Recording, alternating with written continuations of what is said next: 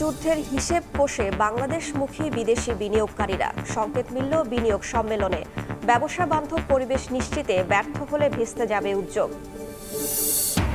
বেড়েছে বাংলাদেশ যুক্তরাষ্ট্র বাণিজ্য ঘাটতি। শুল্ক আরোপের ধাক্কা অর্থনৈতিক কূটনীতির দুর্বলতা দূর করার সুযোগ। ইউএসটিআর-এর দেখানো পথে ট্যারিফ নন ট্যারিফ বাধা দূর করার পরামর্শ। ইয়েমেনে বিক্ষোভ, গণহত্যা বন্ধের দাবিতে আজ ঢাকায় মার্চ ফর গাজা কর্মসূচি। তিনটি গতিশীল টেকটনিক প্লেটের কাছাকাছি অবস্থানে ভূমিকম্প ঝুঁকিতে চট্টগ্রাম। ৮০ ভবনে ক্ষতির শঙ্কা। বেশিরভাগই নির্মাণে মানা হয়নি ব্লিডিং কোড, বলছে সিডিএ। এবং ৭ কলেজ নিয়ে নতুন বিশ্ববিদ্যালয়ের সব ক্যাম্পাসে পড়ানো হবে না সব বিষয়। চলছে সম্ভাব্যতা যাচাই। চূড়ান্ত হওয়ার আগে অন্তর্বর্তী প্রশাসনেই চলবে কার্যক্রম।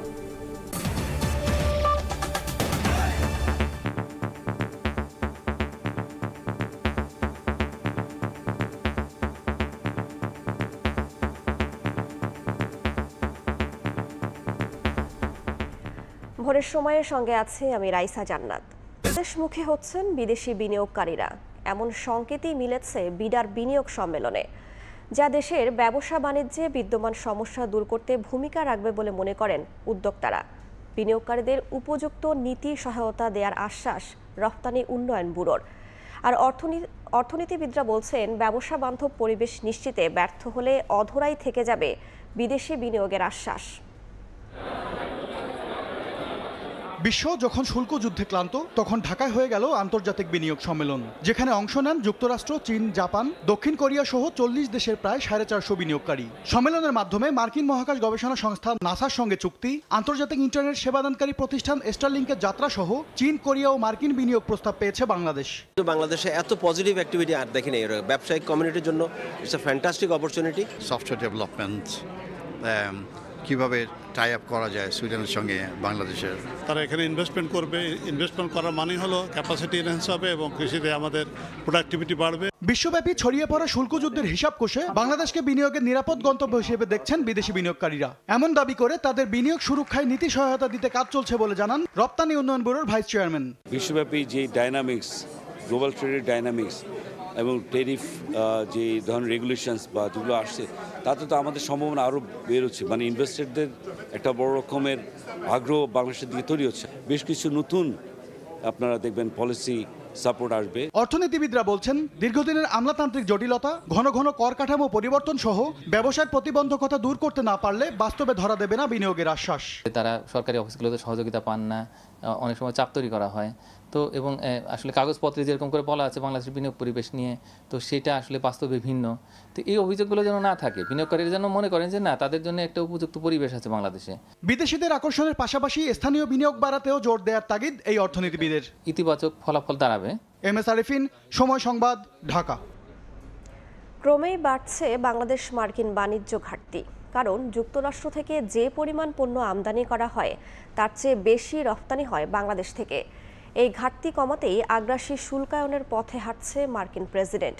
এই অবস্থায় ট্রাম্পের শুল্ক বৃদ্ধির ধাক্কাকে অর্থনৈতিক কূটনীতির দুর্বলতা দূর করার সুযোগ হিসেবে দেখতে চান ব্যবসায়ী নেতারা। আর অর্থনীতিবিদরা বলছেন, মার্কিন ইউএসটিআর-এর দেখানো পথেই দুর্নীতিসহ ট্যারিফ নন ট্যারিফ বাধা দূর করা উচিত।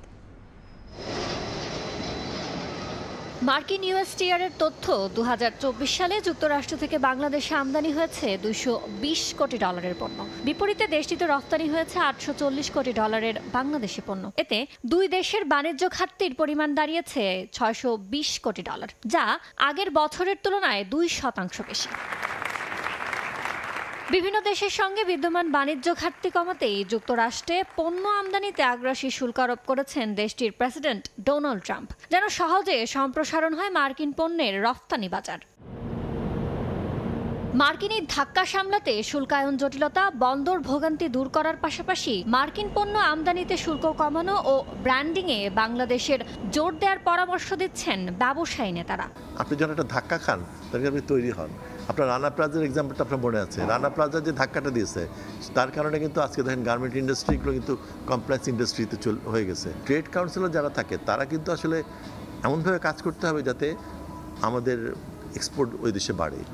তো এই জায়গাটা কিন্তু আসলে দুর্বল। সহজ সমাধানের পথ হিসেবে বাংলাদেশে মার্কিন পণ্যের রফতানি বাড়াতে যুক্তরাষ্ট্রের office of the United state trade representative USTR যেসব বাধা চিহ্নিত করেছে সেই আলোকে উদ্যোগ নেওয়ার কথা বলছেন অর্থনীতিবিদরা। সংস্কার করলে নন ট্যারিফ ব্যারিয়ারটা কমে যাবে বা কম্পিটিটিভনেস প্রকিউরমেন্টে বাড়বে। আমরা কাজ করেছি কিন্তু তাদের রিপোর্টে সেটা আসেনি, আমাদেরকে সেটাও তো তাদেরকে তুলে ধরতে হবে। কাজে ওই গাইডলাইন অনুযায়ী যদি আমরা একটা কর্মসূচি তৈরি করি, তারপর তাদের সাথে নেগোসিয়েশনে বসি, আশা করা যেতে পারে যে এখানে আমরা কিছু ছাড় পেতে পারি। বাংলাদেশি পণ্য যুক্তরাষ্ট্রের বাজারে প্রবেশে 37% হারে পাল্টা শুল্ক আরোপ করেছে ট্রাম্প প্রশাসন। বর্তমানে গড়ে শুল্ক হার রয়েছে 15%। ইয়ানুর শিফাত, সময় সংবাদ, ঢাকা। এবার গাজার খবর। গাজায় বর্বরতার প্রতিবাদে বিক্ষোভ হয়েছে ঢাকায়। জুমার নামাজের পর বিক্ষোভ সমাবেশ থেকে ইসরায়েলি আগ্রাসন বন্ধের আহ্বান জানান মুসল্লিরা। যারা মানবাধিকার নিয়ে কথা বলে তারাই মানবতা বিরোধী কাজে লিপ্ত হয়ে হত্যাযজ্ঞ চালাচ্ছে বলে অভিযোগ করেন বক্তারা। বিশ্ব মুসলিম উম্মাহকে এক হয়ে ইসরায়েলি বর্বরতা রুখে দেওয়ার হুঁশিয়ারি উচ্চারণ করেন সাধারণ জনতা।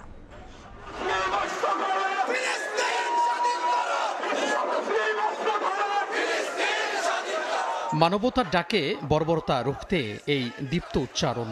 কারো হাতে ফেস্টুন, কারো হাতে বিশ্বের সবচেয়ে নির্যাতিত নিপীড়িত দেশ ফিলিস্তিনের পতাকা।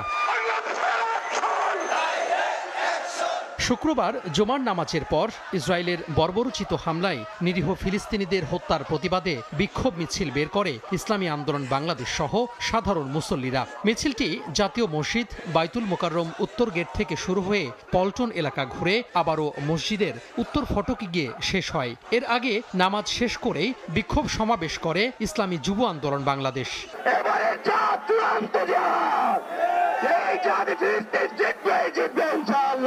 মানুষ তো দূরের কথা, সকল পাশবিকতা, সকল বর্বরতাকে হার মানিয়েছে। এই যুদ্ধ বন্ধ করতে হবে এবং ফিলিস্তিন মুক্ত করতে হবে, বাইতুল মুকাদ্দাস মুক্ত করতে হবে, তাহলেই আমাদের এই বিক্ষোভ থামবে। এদিকে জাতীয় প্রেস ক্লাবের সামনে ইসরায়েলি আগ্রাসনের প্রতিবাদে মানববন্ধন করে বিপ্লবী যুব সংহতি। পশ্চিমা দেশগুলো ইসরায়েলের বড় সহযোগী উল্লেখ করে বক্তারা তাদের নীরব না থেকে গণহত্যা বন্ধে কার্যকর পদক্ষেপ নেয়ার আহ্বান জানান। পশ্চিমা মদদে ঠান্ডা মাথার ক্লিনজিং যে অপারেশন চলছে গোটা ফিলিস্তিন জুড়ে, তাতে পশ্চিমা দুনিয়ার তাদের যে গণতন্ত্রের মুখোশ, মানবাধিকারের মুখোশ পুরোপুরি এটা আজকে খসে পড়েছে। গাজায় হামলার প্রতিবাদে প্রেসক্লাবের সামনে মানববন্ধন করেছে রাজনৈতিক, সামাজিক, পেশাজীবী সহ নানা সংগঠন। ফিলিস্তিন দখলমুক্ত করে নেতানিয়াহু বাহিনীর বিচার দাবি করেছে তারা। তোহা খান তামিম, সময় সংবাদ, ঢাকা। ফিলিস্তিনের গাজায় চলমান ইসরায়েলি গণহত্যার প্রতিবাদে শনিবার রাজধানীতে আয়োজন করা হয়েছে মার্চ ফর গাজা। নিরীহ ফিলিস্তিনিদের পাশে দাঁড়াতে বিশ্ববাসীকে সোচ্চার করাই এ কর্মসূচির লক্ষ্য বলে জানান আয়োজকরা। মহানগরীর বিভিন্ন পয়েন্ট থেকে শুরু হয়ে প্রতিবাদী শোভাযাত্রা মিলিত হবে সোহরাওয়ার্দী উদ্যানে। এখানে র্যালি পরবর্তী সভায় একই মঞ্চে দেখা যাবে রাজনৈতিক দল, সামাজিক সংগঠন সহ বিভিন্ন অঙ্গনের শীর্ষ নেতাদের। এরই মধ্যে সভাস্থলে নেওয়া হয়েছে বিশেষ নিরাপত্তা ব্যবস্থা। তৈরি করা হচ্ছে বিশাল মঞ্চ। সোহরাওয়ার্দী উদ্যান পরিদর্শন করে কর্মসূচি সফল করতে নানা নির্দেশনা দেন বিভিন্ন দলের নেতারা।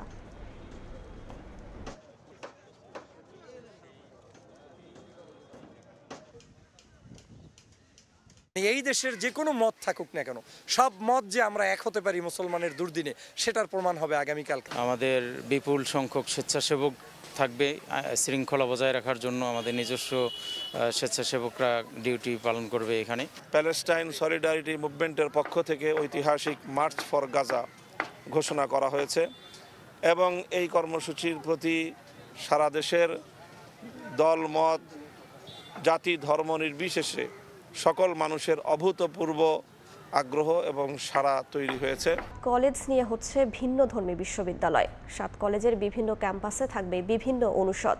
তবে চূড়ান্ত রূপ লাভের আগে বর্তমান শিক্ষার্থীদের শিক্ষা কার্যক্রম ও ভর্তি চলবে অন্তর্বর্তী প্রশাসনের অধীনে।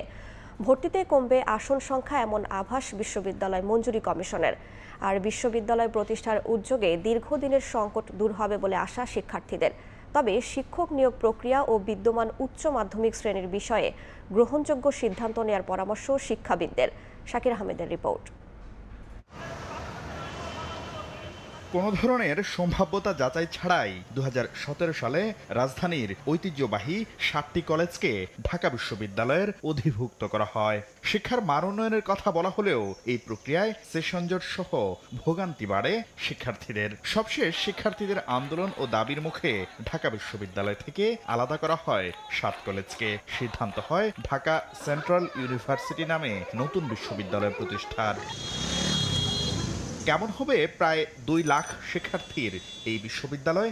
এমন প্রশ্নে বিশ্ববিদ্যালয় মঞ্জুরি কমিশন বলছে, নতুন এই বিশ্ববিদ্যালয় প্রতিষ্ঠা হলে 7 কলেজের সব ক্যাম্পাসে সব বিষয় পড়ানো হবে না। যে ক্যাম্পাসে যে অনুষদ ও বিভাগ পড়ানোর উপযুক্ত সেখানেই সংশ্লিষ্ট বিভাগ ও অনুষদের কার্যক্রম চলবে। সম্ভাব্যতা যাচাইয়ের লক্ষ্যে মঞ্জুরি কমিশনের টিম ইতোমধ্যে ক্যাম্পাসগুলো পরিদর্শন করেছে। অ্যাডমিশনে খুব বেশি ছাত্র যাতে আমরা বেশি সিট আনবো না। এখানে 2-3টে কলেজে যে ইনফ্রাস্ট্রাকচার এটা অত্যন্ত নাজুক অবস্থায় আছে। এটা মানে বিশ্ববিদ্যালয় হিসাবে কাজ করার মতো অবস্থায় নাই। তো এগুলো বিবেচনায় রেখে আমাদেরকে তো কিছু করতে হবে। পূর্ণাঙ্গ বিশ্ববিদ্যালয় প্রতিষ্ঠার আগ পর্যন্ত ইউজিসির তত্ত্বাবধানে অন্তর্বর্তীকালীন কাঠামোর অধীনে চলবে 7 কলেজের কার্যক্রম। সমন্বয়কের দায়িত্ব পালন করবেন 7 কলেজের একজন অধ্যক্ষ। থাকবেন ঢাকা বিশ্ববিদ্যালয়ের পরীক্ষা নিয়ন্ত্রক দফতর, ভর্তি দফতর, রেজিস্ট্রার দফতর ও হিসাব দফতরের প্রতিনিধিরাও। ঢাকা বিশ্ববিদ্যালয় ছেড়ে দিছে, কিন্তু তারা একটা জিনিস কমিটমেন্ট করছে যে তারা দায়িত্বশীল আচরণ করবেন, অর্থাৎ এই যে লক্ষাধিক ছাত্র যারা আছে তাদেরকে তারা ছেড়ে দেবেন না, ফেলে দেবেন না। তাদের এই চলমান প্রক্রিয়াটা ওনারা চালিয়ে যাবেন। যেহেতু ঢাকা ইউনিভার্সিটি সার্টিফিকেট এখনও দিতে হবে যারা particularly those who are students, সেখানে ফরম্যাটটা কী হবে সেটা নিয়ে আমরা আলোচনা করব। নতুন এই সিদ্ধান্তে আশার আলো দেখছেন শিক্ষার্থীরা। তবে আসন সংখ্যা কমিয়ে আসন্ন ভর্তি পরীক্ষায় নেগেটিভ মার্কিং যুক্ত করা সহ নানা দাবি তাদের। বিশ্ববিদ্যালয়গুলোতে যেমন হয় আমাদের এখানে তার চেয়ে অনেক ছোট ছোট ক্লাসরুম এবং সেখানে প্রয়োজনীয় আসবাবপত্র বা ল্যাব সংকট এগুলো প্রচুর পরিমাণে আছে। 1,67,000 শিক্ষার্থী 7 কলেজে রয়েছে। আমাদের দাবি এই শিক্ষার্থী 3 ভাগের 1 ভাগে নামিয়ে আনা উচিত, না হলে ক্লাসরুম সংকটটা কোনোভাবেই যাবে না। আর ভর্তি পরীক্ষার প্রশ্নের মান আরেকটু স্ট্যান্ডার্ড করা উচিত এবং নেগেটিভ মার্কিং অবশ্যই চালু করা উচিত। আর মানসম্মত শিক্ষা নিশ্চিতে শিক্ষক নিয়োগ প্রক্রিয়া সহ সংশ্লিষ্ট সব বিষয়ে যুগোপযোগী সিদ্ধান্ত নেওয়ার পরামর্শ শিক্ষাবিদদের। কোনো একটা বিভাগ চালু করতে গেলে কমপক্ষে তার প্রয়োজনীয় যে সমস্ত শিক্ষক প্রয়োজন, লাইব্রেরি প্রয়োজন এবং গবেষণাগার প্রয়োজন, শ্রেণীকক্ষ প্রয়োজন, সেগুলো নিশ্চিত করে বিশ্ববিদ্যালয় এস্টাবলিশ করাটা অত্যন্ত জরুরি। তবে নতুন এই বিশ্ববিদ্যালয়ে অন্তর্ভুক্ত না হয়ে আলাদা বিশ্ববিদ্যালয় প্রতিষ্ঠার দাবি করে আসছে তিতুমির কলেজের শিক্ষার্থীদের একটি অংশ। শাকির আহমেদ, সময় সংবাদ, ঢাকা। ঢাকায় ব্রিটেনের সাবেক মন্ত্রী টিউলিপ সিদ্দিকের অভিনব জালিয়াতির প্রমাণ পাওয়ার কথা জানিয়েছে দুদক। গুলশানে ইস্টার্ন হাউজিং লিমিটেডকে সরকারি জায়গা বেআইনিভাবে হস্তান্তরে সহযোগিতার বিনিময়ে ফ্ল্যাট উপহার নিয়েছেন তিনি। টিউলিপের প্রভাবেই নিয়ম ভেঙে রাজুকের প্রায় 2 বিঘা জমি দখল ও প্লট ফ্ল্যাটের অনুমোদন করিয়ে নেয় ইস্টার্ন হাউজিং। এ ঘটনায় আগামী সপ্তাহে টিউলিপ ও রাজুকের সাবেক কর্মকর্তার বিরুদ্ধে মামলার সিদ্ধান্ত নিয়েছে দুদক। তাসলিম তৌহিদের প্রতিবেদন।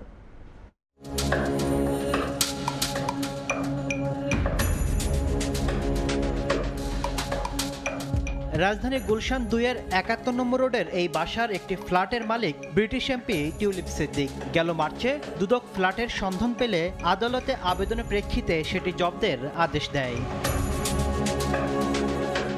তবে ফ্ল্যাটের আদ্যপ্রান্ত খুঁজতে গিয়ে দুদক পেয়েছে পুরো প্লটটি জুড়েই অভিনব জালিয়াতির নানা ফেরিস্তি। 1964 সালে পূর্ব পাকিস্তানের সাবেক প্রধান বিচারপতি ইমাম হোসেন চৌধুরীর আবেদনে তৎকালীন ঢাকা ইমপ্রুভমেন্ট ট্রাস্ট তাকে প্রায় 2 বিঘা জমি 99 বছরের জন্য হস্তান্তর না করার শর্তে বরাদ্দ দেয়। কিন্তু 1974 সাল থেকে 2 হাত ঘুরে সেই সম্পত্তি চলে যায় ইস্টার্ন হাউজিংয়ের সাবেক চেয়ারম্যান জহুরুল ইসলামের কাছে। 2020 সালে টিউলিপ সিদ্দিকী আপন খালা তৎকালীন প্রধানমন্ত্রী শেখ হাসিনার প্রভাব খাটিয়ে ইস্টার্ন হাউজিংকে লিগ্যাল পার্সন হিসাবে আমুক্তার অনুমোদন ও 36টি ফ্ল্যাটে বিভাজনে তৎকালীন রাজক সংশ্লিষ্টদের মাধ্যমে অনুমোদন করিয়ে নেন। বিনিময়ে একই প্লটে 201 নম্বর ফ্ল্যাটটি গ্রহণ করেন টিউলিপ। এ ঘটনায় টিউলিপ সিদ্দিক সাবেক রাজুক কর্মকর্তা সর্দার মোশাররফ হোসেনকে আসামি করে আগামী সপ্তাহে মামলা করতে যাচ্ছে দুদক। আরও একটা মামলা হতে পারে, আপনি জায়গাটা হাতে না নিয়েই অত্যন্ত স্পষ্টভাবে অসৎভাবে আপনি এই জায়গাটাকে হস্তান্তর করেছেন, তাহলে এখানে কিন্তু দ্বিতীয় আরেকটা মামলা আছে, যে মামলাটা আমরা এখনো করিনি। আইনজ্ঞরা বলছেন রাজুকের প্লট বরাদ্দ বাণিজ্যিকভাবে ব্যবহারের কোনো সুযোগ নেই। এই যে গভর্নমেন্টের যে পলিসিটা ছিল, যে স্পেসিফিক ইন্ডিভিজুয়াল সমাজের তারা এই জায়গাটা পাবে, সেখান থেকে সরে এসে একজন দুজন ব্যক্তি এখানে নাম কোনো মূল্য ছাড়া তারা ফ্ল্যাট এনজয় করবে অথবা তাদেরকে আপনার ফ্যাসিলিটি দেওয়া হবে, এটা তো আসলে পারপাসটা না। এর আগে দুদক পূর্বাঞ্চলের শেখ পরিবারের 60 কাঠার প্লট জালিয়াতির মামলায় হুকুমের আসামি করেছিল টিউলিপ সিদ্দিককে। তাসলিম তৌহিদ, সময় সংবাদ, ঢাকা। দুর্নীতিবাজদের বিদেশে পাচার করা শত শত কোটি টাকার সম্পদ জব্দ করছে দুদক। কিছুদিন পরপরই চাঞ্চল্যকর এমন নানা সফলতার বার্তা জানান দেয় রাষ্ট্রীয় দুর্নীতি বিরোধী সংস্থাটি। যদিও তথ্য বলছে বাস্তবে চিঠি চালাচালি ছাড়া সম্পদ জব্দের কোনো সিদ্ধান্ত আলোর মুখ দেখেনি। এ যাবৎকালে রাজনৈতিক বিবেচনায় সিঙ্গাপুর থেকে অর্থ ফেরত আনা ছাড়া আর কোনো সফলতা নেই দুদকের ঝুলিতে। বিশেষজ্ঞরা বলছেন আদালতের আদেশকেই বিদেশের সম্পদ জব্দ বলেই চালিয়ে দেয়া হচ্ছে। তাসলিম তৌহিদের আরও একটি রিপোর্ট।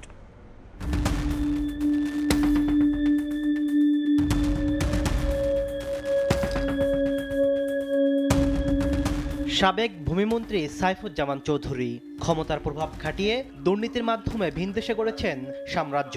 গেল অক্টোবরে দুদকের আবেদনে যুক্তরাজ্যে ৩৪৩টি, সংযুক্ত আরব আমিরাতে ২২৮টি এবং যুক্তরাষ্ট্রে ৯টি বাড়িসহ স্থাবর অস্থাবর সম্পদ জব্দের আদেশ দেন আদালত। ৫ মাস পরে সেসব দেশে চিঠি পাঠাতে যাচ্ছে দুদক।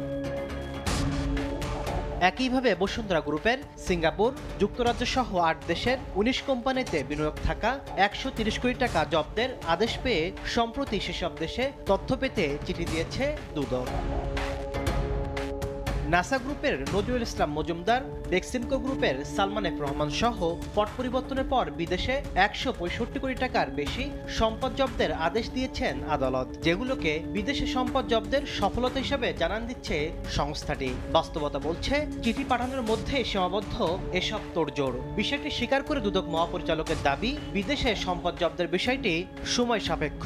যেগুলি বিদেশে রয়েছে সেগুলি একটু প্রক্রিয়া আছে, সেই কার্যক্রম আমাদের সংশ্লিষ্ট অনুসন্ধান দল এই কাজগুলো করছেন, সেটাও দেখবেন। এই প্রক্রিয়াটা একটু সময় সাপেক্ষ, বাট এই কার্যক্রমগুলো চলমান আছে।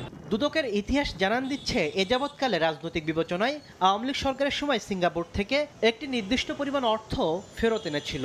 এর বাইরে সম্পদ জব্দ কিংবা দেশে ফেরত আনার তেমন কোনো নজির নেই। সম্পদ জব্দের আদেশ বাস্তবায়নে সক্রিয় হওয়ার তাগিদ বিশেষজ্ঞদের। সম্পদ আছে বিদেশে, এখন এইটাকেই বলে দেওয়া হচ্ছে যে বিদেশের সম্পদ ক্রোক করা হয়েছে, ফ্রিজ করা হয়েছে। আদতে এটা কিন্তু ফ্রিজ হচ্ছে না, এখানে শুধুমাত্র ফ্রিজ অথবা আপনার যেটি বলছেন যে ক্রোক, সেইটার একটা অর্ডার হচ্ছে। বিদেশে পাচার হওয়া অনেক দেশ থেকে কোনো ধরনের সহযোগিতাও পাচ্ছে না দুদক। বিভিন্ন দেশে ৭১টি চিঠি পাঠিয়ে সাড়া পেয়েছে মাত্র ২৭টির। তাসলিম তৌহিদ, সময় সংবাদ, ঢাকা। বিদেশে পাচার হওয়া সম্পদ কোথায় কি অবস্থায় আছে তা খুঁজে বের করে ফিরিয়ে আনার চেষ্টা চলছে বলে জানিয়েছেন বাংলাদেশ ব্যাংকের গভর্নর আহসান এইচ মনসুর।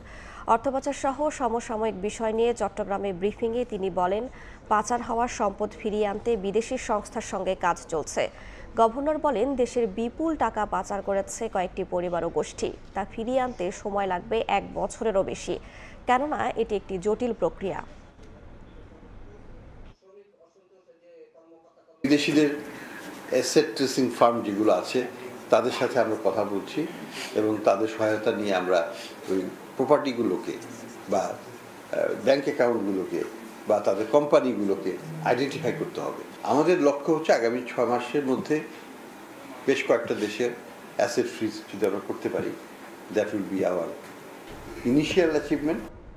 সব পহেলা বৈশাখ, পুরানোকে বিদায় জানিয়ে নতুন বছর বরণের অনুষঙ্গ সাজিয়ে তুলতে ব্যস্ত ঢাকা বিশ্ববিদ্যালয়ের চারুকলা অনুষদ। এবার শোভাযাত্রার নাম হবে বর্ষবরণ আনন্দ শোভাযাত্রা। আর বৈশাখ উদযাপনের প্রতিপাদ্য নববর্ষের ঐক্যতান, ফ্যাসিবাদের অবসান। শোভাযাত্রায় থাকবে ফ্যাসিবাদ বিরোধী ও ফিলিস্তিনিদের প্রতি সংহতি জানিয়ে বিভিন্ন মোটিভ। পহেলা বৈশাখে সকাল ৮টা থেকে দুপুর 12টা পর্যন্ত বন্ধ থাকবে মেট্রো রেলের শাহবাগ ও ঢাকা বিশ্ববিদ্যালয় স্টেশন।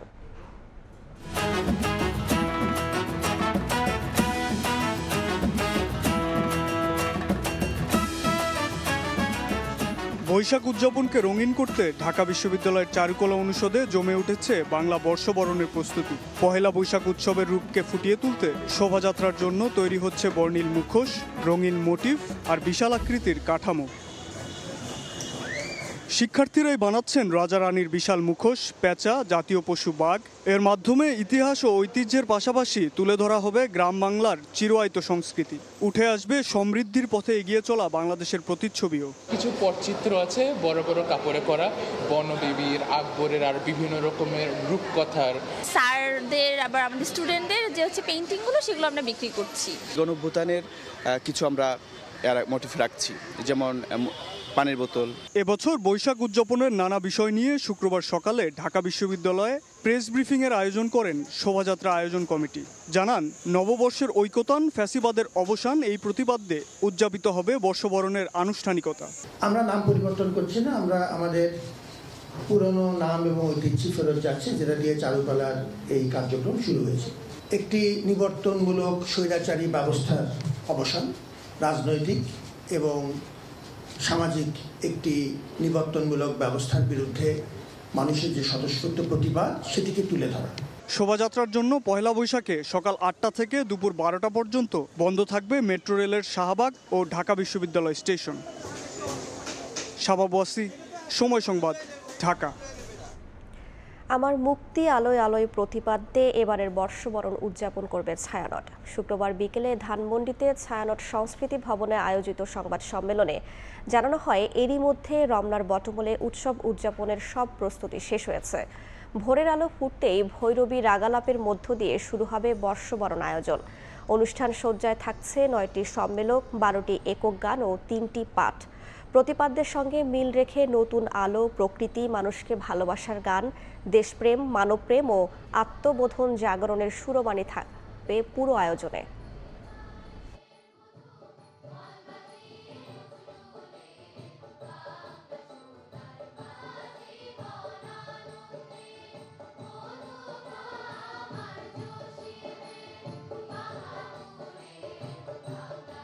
ছায়ানটের এবারের বার্তা, আমার মুক্তি আলোয় আলোয়। এবারের অনুষ্ঠান সজ্জে আমরা 9টি সম্মেলন ও 12টি একক গান এবং 3টি পাঠ অন্তর্ভুক্ত করেছি। সব মিলিয়ে 1.5 শতাধিক শিল্পী এই আয়োজনে অংশ নিচ্ছেন।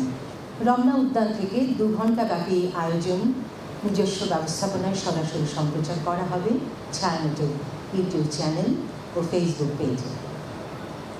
বিটিভিও সরাসরি সম্প্রচার করবে অনুষ্ঠানটি। ফেডারেশনের অর্থ আত্মসাতের অভিযোগে একজনকে গ্রেফতার করেছে পুলিশ।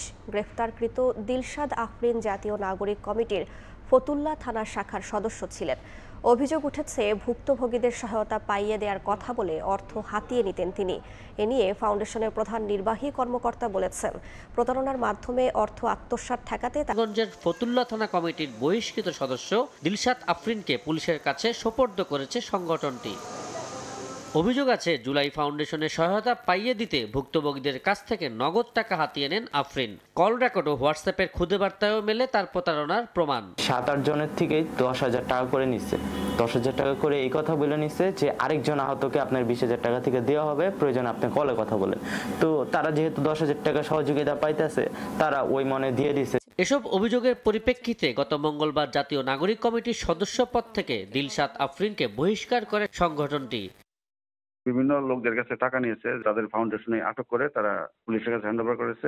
আইনের ঊর্ধ্বে কেউ না, সুতরাং যারাই যে কোনো রকম অন্যায় করবে আমরা তাদেরকে কোনোভাবেই প্রশ্রয়গুলো দেব না। আহত ও শহীদ পরিবারের অর্থ যেন প্রতারকদের হাতে না যায় সেই বিষয়ে ফাউন্ডেশনের প্রধান নির্বাহী হুঁশিয়ারি দিয়ে বলেন, প্রতারণার চেষ্টা করলে নেওয়া হবে কঠোর ব্যবস্থা। প্রতারণার ব্যাপারে আমরা সবসময় সচ্চার, আর যারা প্রতারকরা আছে আমরা এই জন্যই আমাদের ভেরিফিকেশন যে প্রসেসটা সেটা এতটা হার্ডভাবে করছি, যাতে যারা প্রতারক আছে, যাতে আমাদের কাছে যে আমাদের টাকা আছে সেই টাকাটা যাতে ভুল মানুষের কাছে চলে না যায়। জুলাই অভ্যুত্থানে প্রকৃত ক্ষতিগ্রস্তদের যাচাই বাছাইয়ে জুলাই শহীদ স্মৃতি ফাউন্ডেশন কাজ করছে বলে জানান স্নিগ্ধ। টাকা হাতিয়ে নেওয়ার জন্য আবু সাইদ নিশান, সময় সংবাদ, ঢাকা।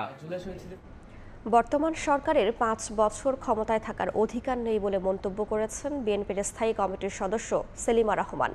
শুক্রবার দুপুরে রাজধানীর তোপখানা রোডে ডিপ্লোমা মেডিকেল অ্যাসোসিয়েশনের বিশেষ কাউন্সিলে মন্তব্য করেন তিনি। বলেন, মানুষের মৌলিক অধিকার নিশ্চিতে দ্রুত নির্বাচন দরকার। স্বরাষ্ট্র উপদেষ্টা আজকে বলেছেন এই সরকারকে 5 বছর ক্ষমতায় তারা রাখতে চায়, দেশ নাকি রাখতে চায়। দেশ কি রাখতে চায় আমরা জানি। 5 বছর থাকার মতো এই সরকারের কোনো অধিকার নেই, কেন তারা ইন্টারিম গভর্নমেন্ট। আমরা যখন মুক্ত, আমাদের তখন প্রয়োজন একটা নির্বাচন। আমরা চাই জনগণের ভোটের অধিকার যেন ফিরে আসে। তাই আমরা বিএনপি কোনো সময় ক্ষমতার জন্য লালায়িত না। তাহলে তারা এত নির্যাতিত, এত নিপীড়িত হলেও বিএনপি থেকে একটা কর্মীও পলায়ন করে নাই, একটা কর্মীও কোথাও যায় নাই। সারা জনগণের আস্থা আছে বিএনপির প্রতি। বর্তমান সরকার যতই ভালো কাজ করুক তাদের গণতান্ত্রিক সরকার বলা যাবে না বলে মন্তব্য করেছেন বিএনপির ভাইস চেয়ারম্যান আব্দুল আওয়াল মিন্টু। শুক্রবার রাতে যশোরে ব্যবসায়ীদের সঙ্গে মতবিনিময় সভায় তিনি কথা বলেন। যে নামে যত ভালো কাজই ওনারা করুক, যে নামে আমরা অভিহিত করি, গণতান্ত্রিক সরকার তো ভাই বলা যাবে না। অতএব ওনাদের জনগণের কাছে কোনো দায়বদ্ধতা নাই। গুণীজ্ঞানী লোক দ্বারা পরিচালিত, ভালো কাজ করতেছে, দুর্নীতি কম হতেছে, সব আমরা অ্যাপ্রিসিয়েট করি। কিন্তু আমাদের মনের আসল ইচ্ছা যে আমরা দেশে একটা গণতান্ত্রিক সরকার চাই। সে গণতান্ত্রিক সরকার প্রতিষ্ঠিত হতে পারে একমাত্র অবাধ ও সুষ্ঠু গ্রহণযোগ্য নির্বাচনের মাধ্যমে। তা বিঘ্নিত করা, গুরুত্বপূর্ণ ব্যক্তি সম্পর্কে মিথ্যাচার ছড়ানোর মাধ্যমে আন্তঃরাষ্ট্রীয় সম্পর্ক অবনতির অপচেষ্টা করার অভিযোগে মডেল মেঘনা আলমকে নিরাপত্তা হেফাজতে রাখা হয়েছে বলে জানিয়েছে ঢাকা মেট্রোপলিটন পুলিশ। শুক্রবার ডিএমপির এক বার্তায় বলা হয়েছে, দেশকে অর্থনৈতিকভাবে ক্ষতিগ্রস্ত করার ষড়যন্ত্রে লিপ্ত থাকার অভিযোগে সকল আইনি প্রক্রিয়া অনুসরণ করে তাকে নিরাপত্তা হেফাজতে রাখা হয়েছে। তাকে অপহরণ করার অভিযোগ সঠিক নয়, আইনের আশ্রয় নেয়ায় তার অধিকার রয়েছে বলেও জানিয়েছে ডিএমপি। গত বুধবার রাতে মেঘনা আলমকে রাজধানীর বসুন্ধরার বাসা থেকে আটক করা হয়। মডেল মেঘনা তখন ফেসবুক লাইভ করছিলেন। বৃহস্পতিবার রাত 10টার দিকে সিএমএম আদালতে হাজির করা হয় মেঘনাকে। পরে পুলিশের আবেদনে বিশেষ ক্ষমতা আইনে তাকে 30 দিনের আটকাদেশ দেন আদালত। ইউরেশীয় 3টি গতিশীল টেকটনিক প্লেটের কাছাকাছি অবস্থানের কারণে মারাত্মক ভূমিকম্প ঝুঁকিতে চট্টগ্রাম। বিশেষজ্ঞরা বলছেন, 6 থেকে 7 মাত্রার ভূমিকম্পে বন্দর নগরীর 80% বহুতল ভবন ক্ষতিগ্রস্ত হওয়ার পাশাপাশি অন্তত 70,000 মানুষ হতাহত হওয়ার আশঙ্কা রয়েছে। স্বাক্ষর টিপুর ছবিতে বিস্তারিত জানাচ্ছেন কমল দে। গত 2.5 বছরের মধ্যে চট্টগ্রাম সহ বাংলাদেশের বিভিন্ন স্থানে ছোট বড় 108টি ভূকম্পন অনুভূত হয়েছে, যেগুলির উৎপত্তিস্থল ছিল ভারত এবং মিয়ানমার সীমান্তে। এর মধ্যে 2023 সালে 32 দফা, 2024 সালে রেকর্ড 53 এবং চলতি বছরের 4 মাসে 23 দফায় ভূকম্পন অনুভূত হয়। গড়ে 3 থেকে 5 মাত্রায় এই ভূকম্পন অনুভূত হলো। 28 মার্চ অনুভূত ভূমিকম্পে রিক্টার স্কেলের মাত্রা ছিল 7-এর বেশি। মিয়ানমার বা বার্মিজ টেকটনিক প্লেটের খুব কাছে অবস্থান বন্দরনগরী চট্টগ্রামের। আবার ইন্ডিয়ান কিংবা ইউরেশিয়ান প্লেটের বেশি দূরে নয় এই অঞ্চল। গতিশীল 3টি টেকটনিক প্লেটের কোথাও 8.5 কিংবা 8 মাত্রার ভূকম্পন সৃষ্টি হলে কম দূরত্বের কারণে চট্টগ্রামে তা অনুভূত হবে রিক্টার স্কেলে 6 থেকে 7 মাত্রায়। আর তাতেই চট্টগ্রামের 80% বহুতল ভবন মারাত্মকভাবে ক্ষতিগ্রস্ত হওয়ার পাশাপাশি 70,000-এর বেশি মানুষ হতাহত হওয়ার আশঙ্কা বিশেষজ্ঞদের। শুধু হতাহত না, এখানে কিন্তু ন্যাশনাল ইকোনমি লস হবে এবং সেগুলো মানুষ মারা যাবে, এটা কথাটা কিন্তু আমাদের যে ইকোনমিটা ধ্বংস হয়ে যাবে। চট্টগ্রাম সমুদ্র বন্দর সেটা কিন্তু মারাত্মক ধরনের ক্ষতিগ্রস্ত হবে। যদি সেটা বন্ধ হয়ে যায় তখন এক্সপোর্ট ইম্পোর্ট বন্ধ হয়ে যাবে। সিডিএর তথ্য মতে 60 বর্গ মাইলের এই নগরীতে বর্তমানে 4,01,721টি বহুতল ভবন রয়েছে, কিন্তু অধিকাংশ ভবন যেমন বিল্ডিং কোড মেনে হয়নি, তেমনি এড়িয়ে যাওয়া হয়েছে ভূমিকম্প প্রতিরোধ ব্যবস্থা। 70 থেকে 80% বিল্ডিং কিন্তু ভেঙে যাবে যদি 7 থেকে 7 মাত্রার ভূমিকম্পের উপরে হয়। তো সেই ক্ষেত্রে আমাদের প্রস্তুতিটা কিন্তু থাকতে হবে এখন থেকেই। একদিকে নিম্নমানের সামগ্রী দিয়ে বহুতল ভবন নির্মাণ, অন্যদিকে সাগরের কারণে বাতাসে লবণাক্ততা। এর ফলে ভূমিকম্পে বহুতল ভবনগুলো সহজে ক্ষতিগ্রস্ত হওয়ার আশঙ্কা ফায়ার সার্ভিসের। চট্টগ্রামে যে সকল ভবন আদি নির্মাণ করা হচ্ছে সেক্ষেত্রে একটা সম্ভাবনা রয়েছে যে আপনার সল্টি ওয়াটার ইউজ করলে কিউরিংয়ের ক্ষেত্রে, নির্মাণ সামগ্রী কিউরিংয়ের ক্ষেত্রে এটা একটা অন্তরায় হয়ে দাঁড়ায়। সম্প্রতি অতি ঝুঁকিপূর্ণ 94টি ভবন সরিয়ে নেওয়ার ব্যবস্থা নিতে সিটি কর্পোরেশনকে অনুরোধ জানিয়ে তালিকা পাঠিয়েছে চট্টগ্রাম উন্নয়ন কর্তৃপক্ষ সিডিএ। ভূপ্রকৃতিগতভাবে বন্দরনগরী চট্টগ্রাম ভূমিকম্প প্রবণ এলাকা, এটি সবারই জানা। আর বিশেষজ্ঞরা বলছেন 6 থেকে 7 মাত্রার ভূকম্পন হলে এই নগরীর অন্তত 80% ভবন মারাত্মক ক্ষতিগ্রস্ত হবে। তারপরও টনক নড়ছে না সরকারি সংস্থাগুলোর। অপরিকল্পিতভাবে গড়ে উঠছে এই নগরী, আর বাড়িয়ে তুলছে ভূমিকম্পে প্রাণহানির সংখ্যা। কমল দে, সময় সংবাদ, চট্টগ্রাম। সপ্তাহ ব্যবধানে মাংসের দামে স্বস্তি থাকলেও বেশ চড়া মাছের বাজার। বর্ষবরণের আগে সরবরাহ সংকটে বড় আকারের ইলিশ বিক্রি হচ্ছে 2200 টাকা কেজিতে। ঊর্ধ্বমুখী পেঁয়াজের দামও। স্থিতিশীল আছে সব ধরনের চালের দর। ক্রেতা বিক্রেতাদের হাঁকডাকে জমজমাট বাজার। সাপ্তাহিক ছুটির দিন হওয়ায় বাজারে বেশি ক্রেতা সমাগম। 2 দিন পর পহেলা বৈশাখ, তবে রাজধানীর কাউরান বাজারে দেখা গেল না সুস্বাদু এই মাছের সরবরাহ। 2-1টি দোকানে বড় আকারের ইলিশ 2200 ও ছোট আকারের ইলিশের দাম 1400 টাকা কেজি। ইলিশ মাছ তো নাই বাজারে, ব্যস্ত আছি, মাছও কম, বেচাবিক্রিও কম। মাছ মানে সরবরাহ কম থাকায় একটু দাম বেশি। সপ্তাহ ব্যবধানে বাজারে মুরগির মাংসের দাম কমেছে কেজিতে 20 থেকে 30 টাকা। নিম্নমুখী গরুর মাংসের দামও। আপনার ঈদের পরে সপ্তাহ তো এই সপ্তাহে মুরগির রেট কম। খামার যেগুলো ঈদ উপলক্ষে বন্ধ ছিল এগুলো সব দিয়ে চালু হয়েছে। তবে সহনীয় পর্যায়ে রয়েছে সবজির দাম। কিছু সবজির দর কেজিতে বেড়েছে 10 থেকে 20 টাকা। ঊর্ধ্বমুখী পেঁয়াজের দরও আগে থেকে কেজিতে 2 টাকা 3 টাকা বাড়তি। এখন পেঁয়াজের দাম বাড়তে আছে, পেঁয়াজ এখন রাখি করতেছ তো এখন একটু মানে দাম বেশি হবে। শীতের সবজি যেগুলো শেষ হয়ে গেছে, মেইনলি চিচিঙ্গা, তারপরে বরবটি, টমেটো, এগুলোর দাম একটু বেশি। প্রত্যেকটা সবজির 60-70 টাকার মধ্যে আছে। সবজির দাম তো কম। এভাবে যদি থাকে সাধারণ মানুষ যারা খুব ভালো করে খাইতে পারবে আর কি। রমজানের তুলনায় এখন প্রতি কেজিতে 10 টাকা 20 টাকা বাড়তি। দাম বাড়েনি মুদি পণ্যের। তেলের দাম বৃদ্ধি নিয়ে বাজারে আলোচনা থাকলেও আগে নির্ধারিত মূল্যে বিক্রি হচ্ছে এই পণ্য। অন্তরা সেন, সময় সংবাদ, ঢাকা। উপকূলে বেড়েছে লবণ চাষের জমির পরিমাণ, বেড়েছে চাষিও, যে কারণে চলতি মৌসুমের 1 মাস বাকি থাকলেও লবণ উৎপাদন ছাড়িয়েছে 18 লাখ মেট্রিক টনে। কিন্তু দাম নিয়ে হতাশ চাষিরা। তাদের দাবি মাঠ পর্যায়ে প্রতি মন লবণ বিক্রি হচ্ছে 150 থেকে 160 টাকায়। এতে প্রতি মনের বিপরীতে লোকসান হচ্ছে 220 থেকে 250 টাকা। এ অবস্থায় ফের আন্দোলনে নামার হুঁশিয়ারি লবণ চাষী ও ব্যবসায়ী সংগ্রাম পরিষদের। মোহাম্মদ ফরাজের ক্যামেরায় বিস্তারিত জানাচ্ছেন সুজাউদ্দিন রুবেল। আবহাওয়া অনুকূলে, তাই উপকূলে পুরোদমে চলছে লবণ উৎপাদন। যেন মাঠে ব্যস্ততার শেষ নেই লবণ চাষিদের। একদিনেই মাঠে লবণ উৎপাদন হচ্ছে 36,000 মেট্রিক টন। মাঠ পর্যায়ে যতই লবণ উৎপাদন বাড়ছে ততই কমছে লবণের দাম। চাষিরা বলছেন প্রতিমন লবণ উৎপাদনের বিপরীতে খরচ হয় 400 টাকার কাছাকাছি। কিন্তু দফায় দফায় লবণের দাম কমে যাওয়ার কারণে দুশ্চিন্তায় তারা।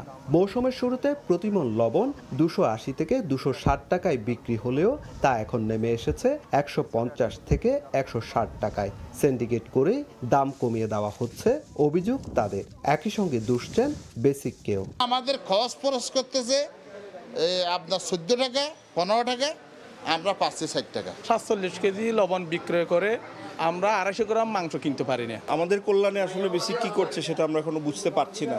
এরই মধ্যে আরেক দফা লবণের দাম কমায় জরুরি মতবিনিময় সভা করেন কক্সবাজার ও চট্টগ্রামের বাঁশখালী উপজেলার লবণ চাষী ও ব্যবসায়ী সংগ্রাম পরিষদের নেতারা। তাদের দাবি সিন্ডিকেট করে লবণ শিল্পকে ধ্বংস করছে মাফিয়া চক্র। ন্যায্য মূল্য নিশ্চিতের জন্য আরেক দফা আন্দোলনে যাওয়ার ঘোষণা তাদের। লবণের বাজার নিম্নমুখী, তো এটার জন্য দায়ী মাফিয়া সিন্ডিকেট। লবণ মিল মালিকেরা 5 টাকায় 4 টাকায় কিনে 50 টাকায় বিক্রি করতেছে। আমরা অতীতেও দেখেছি বেসিক ঘাটতি না থাকলেও ঘাটতি দেখায়, এইভাবে লবণ আমদানি করার জন্য তারা কৃষক কুচক্রী মহলের সাথে সংঘবদ্ধ হয়ে পায়তারা চালায় লবণ মৌসুমে। আর বেসিক বলছে লবণের সরবরাহ বাড়ায় কমেছে দাম, তবে চাষিদের একসঙ্গে সব লবণ বিক্রি না করে ধাপে ধাপে বিক্রির পরামর্শ দেওয়া হচ্ছে। আমরা চাষিদেরকে প্রেসক্রাইব করতেছি যে মানে সব লবণ একসাথে বিক্রয় না করে ধাপে ধাপে বিক্রয় করার জন্য, যাতে করে বাজারে সরবরাহের ঘাটতিও না পড়ে, আবার একেবারে অতিরিক্ত সরবরাহ না হয়। চলতি মৌসুমে ৬৯,১৯৮ একর জমিতে লবণ চাষ করছেন ৪১,৩৫৫ জন চাষি। আর দেশে লবণের চাহিদা ধরা হয়েছে ২৬,১০,০০০ মেট্রিক টন। সুজাউদ্দিন রুবেল, সময় সংবাদ, কক্সবাজার। ভোরের সময় আরও থাকছে, যুক্তরাষ্ট্র চীনের বাণিজ্য যুদ্ধ চরমে, ট্রাম্পের একতরফা শুল্ক নীতির বিরুদ্ধে ইউরোপীয় ইউনিয়নকে একজোট হওয়ার আহ্বান শি জিনপিংয়ের। আকাশপথে বাংলাদেশের পণ্য বহনে ভারত ট্রান্সশিপমেন্ট সুবিধা বাতিল করায় নতুন সংকটে ব্যবসায়ীরা, তাই অভ্যন্তরীণ কার্গো সক্ষমতা বাড়ানোর দাবি উঠেছে। এক্ষেত্রে সেকেন্ড কার্গো সার্ভিস পয়েন্ট হিসেবে চট্টগ্রাম বিমানবন্দরকে অগ্রাধিকার দেওয়ার দাবি ব্যবসায়ীদের। এ বিষয়ে পরিকল্পনা রয়েছে বলে জানিয়েছে সিভিল এভিয়েশন। কাজল আব্দুল্লাহর রিপোর্ট। বন্দরে জটলা তৈরির অজুহাত দেখিয়ে এবার ট্রান্সশিপমেন্ট বা স্থলবন্দর থেকে ভারতীয় বিমানবন্দর পর্যন্ত পণ্য পরিবহন সুবিধা বন্ধ করেছে ভারত সরকার। এতে ভারত থেকে বিমানে পণ্য পাঠাতে নতুন সংকটে বাংলাদেশি ব্যবসায়ীরা। মূলত বাংলাদেশ থেকে সাগর পথে সব ধরনের পণ্য রফতানির অন্যতম কেন্দ্রবিন্দু চট্টগ্রাম সমুদ্র বন্দর, কিন্তু গার্মেন্টস পণ্য নির্দিষ্ট সময়ে উৎপাদন করতে না পারা সহ নানা জটিলতায় নির্ভর করতে হয় আকাশপথে। এখন পর্যন্ত বাংলাদেশ থেকে বিমান কার্গোর একমাত্র ভরসা ঢাকা বিমানবন্দর। তবে এখানের কার্গো সুবিধা কম থাকায় গুনতে হয় বাড়তি ভাড়া ও চার্জ। এমন অবস্থায় কম খরচে পণ্য রফতানির সুযোগ নিতে বেনাপোল ও পেট্রাপোল বন্দর দিয়ে দিল্লি বিমানবন্দরের দ্বারস্থ হতে বাধ্য হন ব্যবসায়ীরা। চলমান পরিস্থিতি ঢাকার বাইরেও দ্রুত কার্গো সার্ভিস চালুর দাবি তাদের। চিটাগাং কাস্টমস এবং আপনার চিটাগাং এয়ারপোর্ট কাস্টমস, দুইটা কাস্টমসই কিন্তু একসাথে কাজ করতে পারে। ওকে, এই মাল এয়ার হয়ে গেছে, তাহলে আমার এখানে একই কাস্টমস পাশে আমার এটা ফ্লাই হয়ে যাচ্ছে। তো এভিয়েশন কোম্পানিগুলোকে এখানে definitely it's a big market, তাদের জন্য বিগ মার্কেট, কিন্তু এটাকে আমাদের মানে ডেফিনেটলি আমাদের এই সেগমেন্টগুলোকে কিন্তু আমাদের আপনার এখানে কাজ করতে হবে।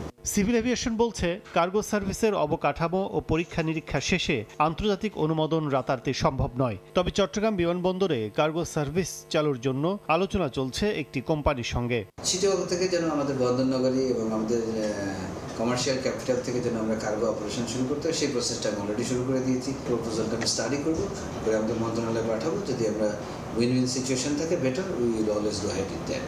তথ্য বলছে ভারতের দিল্লি থেকে প্রতিদিন প্রায় 50 থেকে 60 টন গার্মেন্টস পণ্য ইউরোপের বিভিন্ন দেশে রফতানি করেন বাংলাদেশি ব্যবসায়ীরা। 2024 সালে যার পরিমাণ ছিল প্রায় 45,000 টন। কাজল আব্দুল্লাহ, সময় সংবাদ, ঢাকা। ট্রান্সশিপমেন্ট সুবিধা বাতিলের ধাক্কা সামলাতে আকাশপথে পণ্য পরিবহনের খরচ কমানো, বিমানবন্দরের কার্গো সুবিধা বাড়ানোর তাগিদ দিয়েছেন ব্যবসায়ী ও অর্থনীতিবিদরা। পাশাপাশি রফতানি বাণিজ্যে বাধা এড়াতে ভারতের সঙ্গে কূটনৈতিক আলোচনা জোরদার করার পরামর্শ তাদের। ইয়ানুস শিফাতের প্রতিবেদন। সম্পর্কের টানাপোড়েনের মধ্যেই ভারতের বন্দর ব্যবহার করে তৃতীয় দেশে পণ্য রফতানি করতে বাংলাদেশকে দেয়া ট্রান্সশিপমেন্ট সুবিধা প্রত্যাহার করেছে দেশটি। কারণ হিসেবে জানানো হয়েছে তাদের রফতানি বিঘ্নিত হওয়া এবং বিমানবন্দর ও অন্যান্য বন্দরে পণ্যজট কমাতেই নেওয়া হয়েছে এই সিদ্ধান্ত। তবে এতে নেপাল ও ভুটানের সঙ্গে বাংলাদেশের বাণিজ্যে কোনো প্রভাব পড়বে না বলে দাবি ভারতের। স্থলপথে কোনো সমস্যা না হলেও এই সিদ্ধান্তে ভারতের বিমানবন্দর ব্যবহার করে কোনো পণ্য রফতানি করতে পারবে না বাংলাদেশ, এমনটা উল্লেখ করে সাময়িক এই সংকটও সহজেই সমাধান করা সম্ভব বলে মনে করেন বাণিজ্য উপদেষ্টা। ট্রান্সশিপমেন্ট তো রাস্তার যেটা যাচ্ছে সেখানে তো আমাদের কোনো সংকট তৈরি হয়নি, শুধু এটা এয়ারপোর্ট রিলেটেড একটা সংকট। নিজেরাই ক্যারি করার সক্ষমতা বৃদ্ধির মাধ্যমে আমাদের এই সমস্যা অতি দ্রুত সমাধান করবেন। ব্যবসায়ীরাও একমত। তবে দেশের বিমানবন্দর দিয়ে আকাশপথে পণ্য পরিবহন সুবিধা বাড়ানোর সঙ্গে খরচ কমানোর উদ্যোগ নিতে হবে সরকারকে। কেন আমাকে $5 থেকে $60 পর্যন্ত মানে পার কেজিতে দিতে হয়, এইটা একটু সরকারের খতিয়ে দেখা দরকার। বিদেশি এয়ারলাইন্সগুলির এই মনোপলি ব্যবসাটা বন্ধ করতে হবে। বিমান বাংলাদেশ এই ক্ষেত্রে কেন চুপচাপ বসে আছে সেটা একটু দেখা দরকার। রফতানি বাণিজ্য সম্প্রসারণের পথে ভারতের কোনো সিদ্ধান্ত যেন বাধা তৈরি করতে না পারে, সেজন্য দেশটির সঙ্গে কূটনৈতিক আলাপ আলোচনা জোরদারের আহ্বান জানান অর্থনীতিবিদরা। বাংলাদেশের ভারতে নিযুক্ত হাইকমিশনার তার এখন প্রধান দায়িত্ব হচ্ছে এটা আলাপ আলোচনা করে এই অচলাবস্থা অবসানের উদ্যোগ গ্রহণ করা। ভারতের নতুন সিদ্ধান্ত আঞ্চলিক বাণিজ্যে প্রভাব ফেলতে পারে উল্লেখ করে রফতানি বহুমুখীকরণের ওপর গুরুত্ব দিয়েছেন তারা। ইয়ানুর শিফাত, সময় সংবাদ, ঢাকা। টেকসই ও বাসযোগ্য বাংলাদেশ গড়তে নবায়নযোগ্য জ্বালানির ব্যবহার বাড়ানোর আহ্বান জানিয়েছেন জলবায়ু কর্মীরা। শুক্রবার সকালে জাতীয় প্রেসক্লাবে বৈশ্বিক জলবায়ু ধর্মঘট থেকে তারা বলেন, সমন্বিত বিদ্যুৎ ও জ্বালানি মহাপরিকল্পনা বাস্তবায়ন হলে কমবে ব্যয়বহুল ও দূষিত জীবাশ্ম জ্বালানির ব্যবহার। তাই এই পরিকল্পনা দ্রুত সংশোধনের দাবি জলবায়ু কর্মীদের। বৈশ্বিক জলবায়ু রক্ষায় রঙিন ব্যানার পোস্টার হাতে একদল তরুণ। ভুয়া সমাধান নয়, নবায়নযোগ্য শক্তি চাই স্লোগানে মুখর হয়ে ওঠে সমাবেশস্থল। বৈশ্বিক জলবায়ু ধর্মঘটের অংশ হিসেবে শুক্রবার সকালে জাতীয় প্রেস ক্লাবের সামনে আয়োজিত এই সমাবেশে জীবাশ্ম জ্বালানির ক্ষতিকর প্রভাব তুলে ধরেন তরুণ জলবায়ু কর্মীরা। পাহাড়ের মানুষ কষ্টে আছে, আমরা জানি আজ বাংলাদেশের শিশুরা কষ্টে আছে, আমরা জানি আজকে সুন্দরবন কষ্টে আছে, তাই এই জন্য আমরা একত্রিত হয়েছে। আমরা জন্ম থেকেই চলছি জলবায়ু অভিঘাত এবং তার দায় কিন্তু আমাদের নয়। উন্নত দেশ তার এই যে ক্ষতির পিছনে কিন্তু বড়ভাবে দায়ী। উন্নত বিশ্ব যে আমাদেরকে ধ্বংস করছে কার্বনের মাধ্যমে, আমরা চাচ্ছি এর বিচার। জলবায়ু পরিবর্তনের সংকট তুলে ধরে অংশগ্রহণকারীরা বলেন, ভবিষ্যৎ প্রজন্মের জন্য টেকসই ও বাসযোগ্য বাংলাদেশ গড়তে হলে জ্বালানি নীতিতে নবায়নযোগ্য উৎসগুলোকে অগ্রাধিকার দিতে হবে। শুধু সরকারকে পরিবর্তন হলে হবে না, সরকারের পরিবর্তনের পাশাপাশি আমাদের সাধারণ জনগণকে সচেতনতা বৃদ্ধি করতে হবে। আমরা চাই একটা সঠিক ট্রান্সফরমেশনের মাধ্যমে আমাদের যে ক্ষয়ক্ষতি আছে সেই ক্ষয়ক্ষতির পরিমাণে আমাদের যে ফাইন্যান্সের ব্যবস্থা আছে সেই ফাইন্যান্সের যাতে ব্যবস্থা করা যায়। আন্তর্জাতিক জলবায়ু সম্মেলনে উন্নত দেশগুলোর দেওয়া প্রতিশ্রুতি অনুযায়ী বাংলাদেশকে সহায়তা নিশ্চিতের আহ্বানও জানান তারা। মাইমুনা হায়দার চৌধুরী, সময় সংবাদ, ঢাকা। পানি সংকট ও তীব্র খরায় খাগড়াছড়ির আম বাগানগুলোতে গুটি ঝরে পড়ছে। নিয়মিত সেচ ও ওষুধ ছিটিয়েও গুটি ঝরা রোধ হচ্ছে না বলে জানান বাগান মালিকরা। অনেক বাগানে এরই মধ্যে 60% আম নষ্ট হয়ে গেছে। গাছে আর্দ্রতা ধরে রাখতে মালচিং করার পরামর্শ বিশেষজ্ঞদের। জিতেন বড়ুয়ার পাঠানোর তথ্য, ছবি নিয়ে রিপোর্ট। বেশিরভাগ গাছের মুকুল ঝরে গেছে, যেসব গাছে আম এসেছে তাও পড়ে যাচ্ছে। বাগান জুড়ে ছড়িয়ে আছে নষ্ট আম। খাগড়াছড়ির পাহাড়ি অঞ্চলে আম্রপলি, বাড়ি 4, ব্যানানা সহ বিভিন্ন জাতের আম বাগান করা হয়েছে। এবছর আশানুরূপ আমের মুকুল আশায় খুশি হয়েছিলেন বাগান মালিকরা। তবে পানি সংকট ও তীব্র খরার কারণে গুটি ঝরে পড়েছে। বাগানের মালিক ও শ্রমিকরা বলছেন, নিয়মিত সেচ ও ঔষধ ছিটিয়েও গুটি ঝরা রোধ হচ্ছে না। এভাবে চলতে থাকলে 40% আমও টিকিয়ে রাখা যাবে না। প্রচুর গরমের কারণে আমগুলো গাছ থেকে পড়ে যাচ্ছে। পানি ওষুধ নানা দিয়ে চেষ্টা করতেছি, কিন্তু তারপরে আমটা জ্বরে পড়তেছে, রোদে পড়ে যাচ্ছে। কেমন করে আমি রক্ষা করবো এটা আমরা চিন্তা করতেছি। গাছে আর্দ্রতা ধরে রাখতে মালচিং করার পরামর্শ বিশেষজ্ঞদের। আর কৃষি বিভাগ বলছে, নিয়মিত সেচের সঙ্গে ব্যবহার করতে হবে ইউরিয়া মিশ্রিত পানি। খড়কুটা দিয়ে যদি মালচিং করতে পারি, সাথে হচ্ছে আমাদের পরিমাণ মতো সার এবং পানি প্রয়োগ করতে পারি, তাহলে আমাদের এই ফল পড়ে যাওয়া থেকে আমরা অনেকটা রক্ষা করতে পারবো। অধিক সংখ্যায় যে ফলটা ঝরতেছে, এই ঝরাটা কিন্তু বন্ধ হবে যদি আমরা ব্যাগিং করতে পারি। কৃষি বিভাগের তথ্য মতে বর্তমানে খাগড়াছড়িতে 4150 হেক্টর আয়তনের আম বাগান রয়েছে। এবছর আমের উৎপাদন লক্ষ্যমাত্রা নির্ধারণ করা হয়েছে 49,800 মেট্রিক টন। সময় সংবাদ, খাগড়াছড়ি। ভোরের সময় এই ছিল আমার কাছে। পরবর্তী সংবাদগুলো জানাতে সঙ্গে থাকবেন সহকর্মী কাজল আব্দুল্লাহ। ধন্যবাদ। মাটিতে বিনামূল্যে 2 শতাধিক রোগীকে দেয়া হলো চিকিৎসা সেবা। শুক্রবার সকালে শহরের একটি স্কুলে বিনামূল্যে চিকিৎসা সেবার আয়োজন করা হয়। এতে 2 শতাধিক রোগী সেবা গ্রহণ করেন। ফ্রি মেডিকেল ক্যাম্পে শিশু, মেডিসিন, অর্থোপেডিক সহ বিভিন্ন রোগের চিকিৎসা দেওয়া হয়েছে। বিনামূল্যে বিভিন্ন রোগের ওষুধও সরবরাহ করা হয়। জেলার মানুষের মাঝে উন্নত চিকিৎসা সেবা ছড়িয়ে দিতে এই আয়োজন বলে জানান চিকিৎসকরা।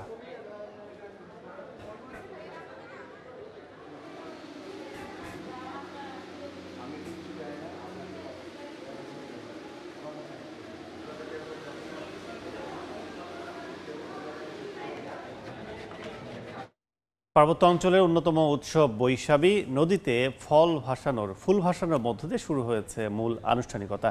এ বিষয়ে বিস্তারিত জানাতে বান্দরবান থেকে যুক্ত হচ্ছেন রিপোর্টার এনে জাকির এবং রাঙামাটি থেকে যুক্ত হচ্ছেন হেফাজত সবুজ। প্রথমে যাচ্ছি জাকিরের কাছে।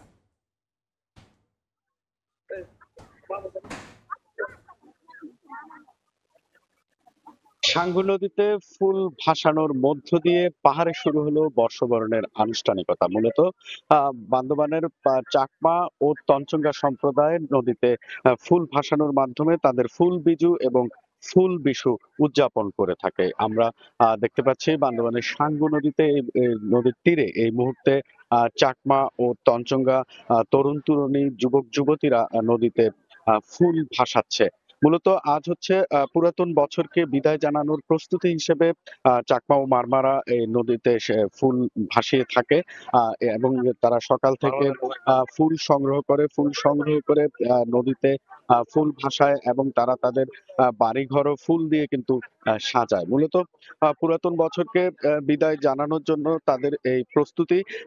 এটিকে বলা হয় চাকমারা বলে এটিকে ফুল বিজু এবং তঞ্চঙ্গারা বলে এটিকে ফুল বিশু।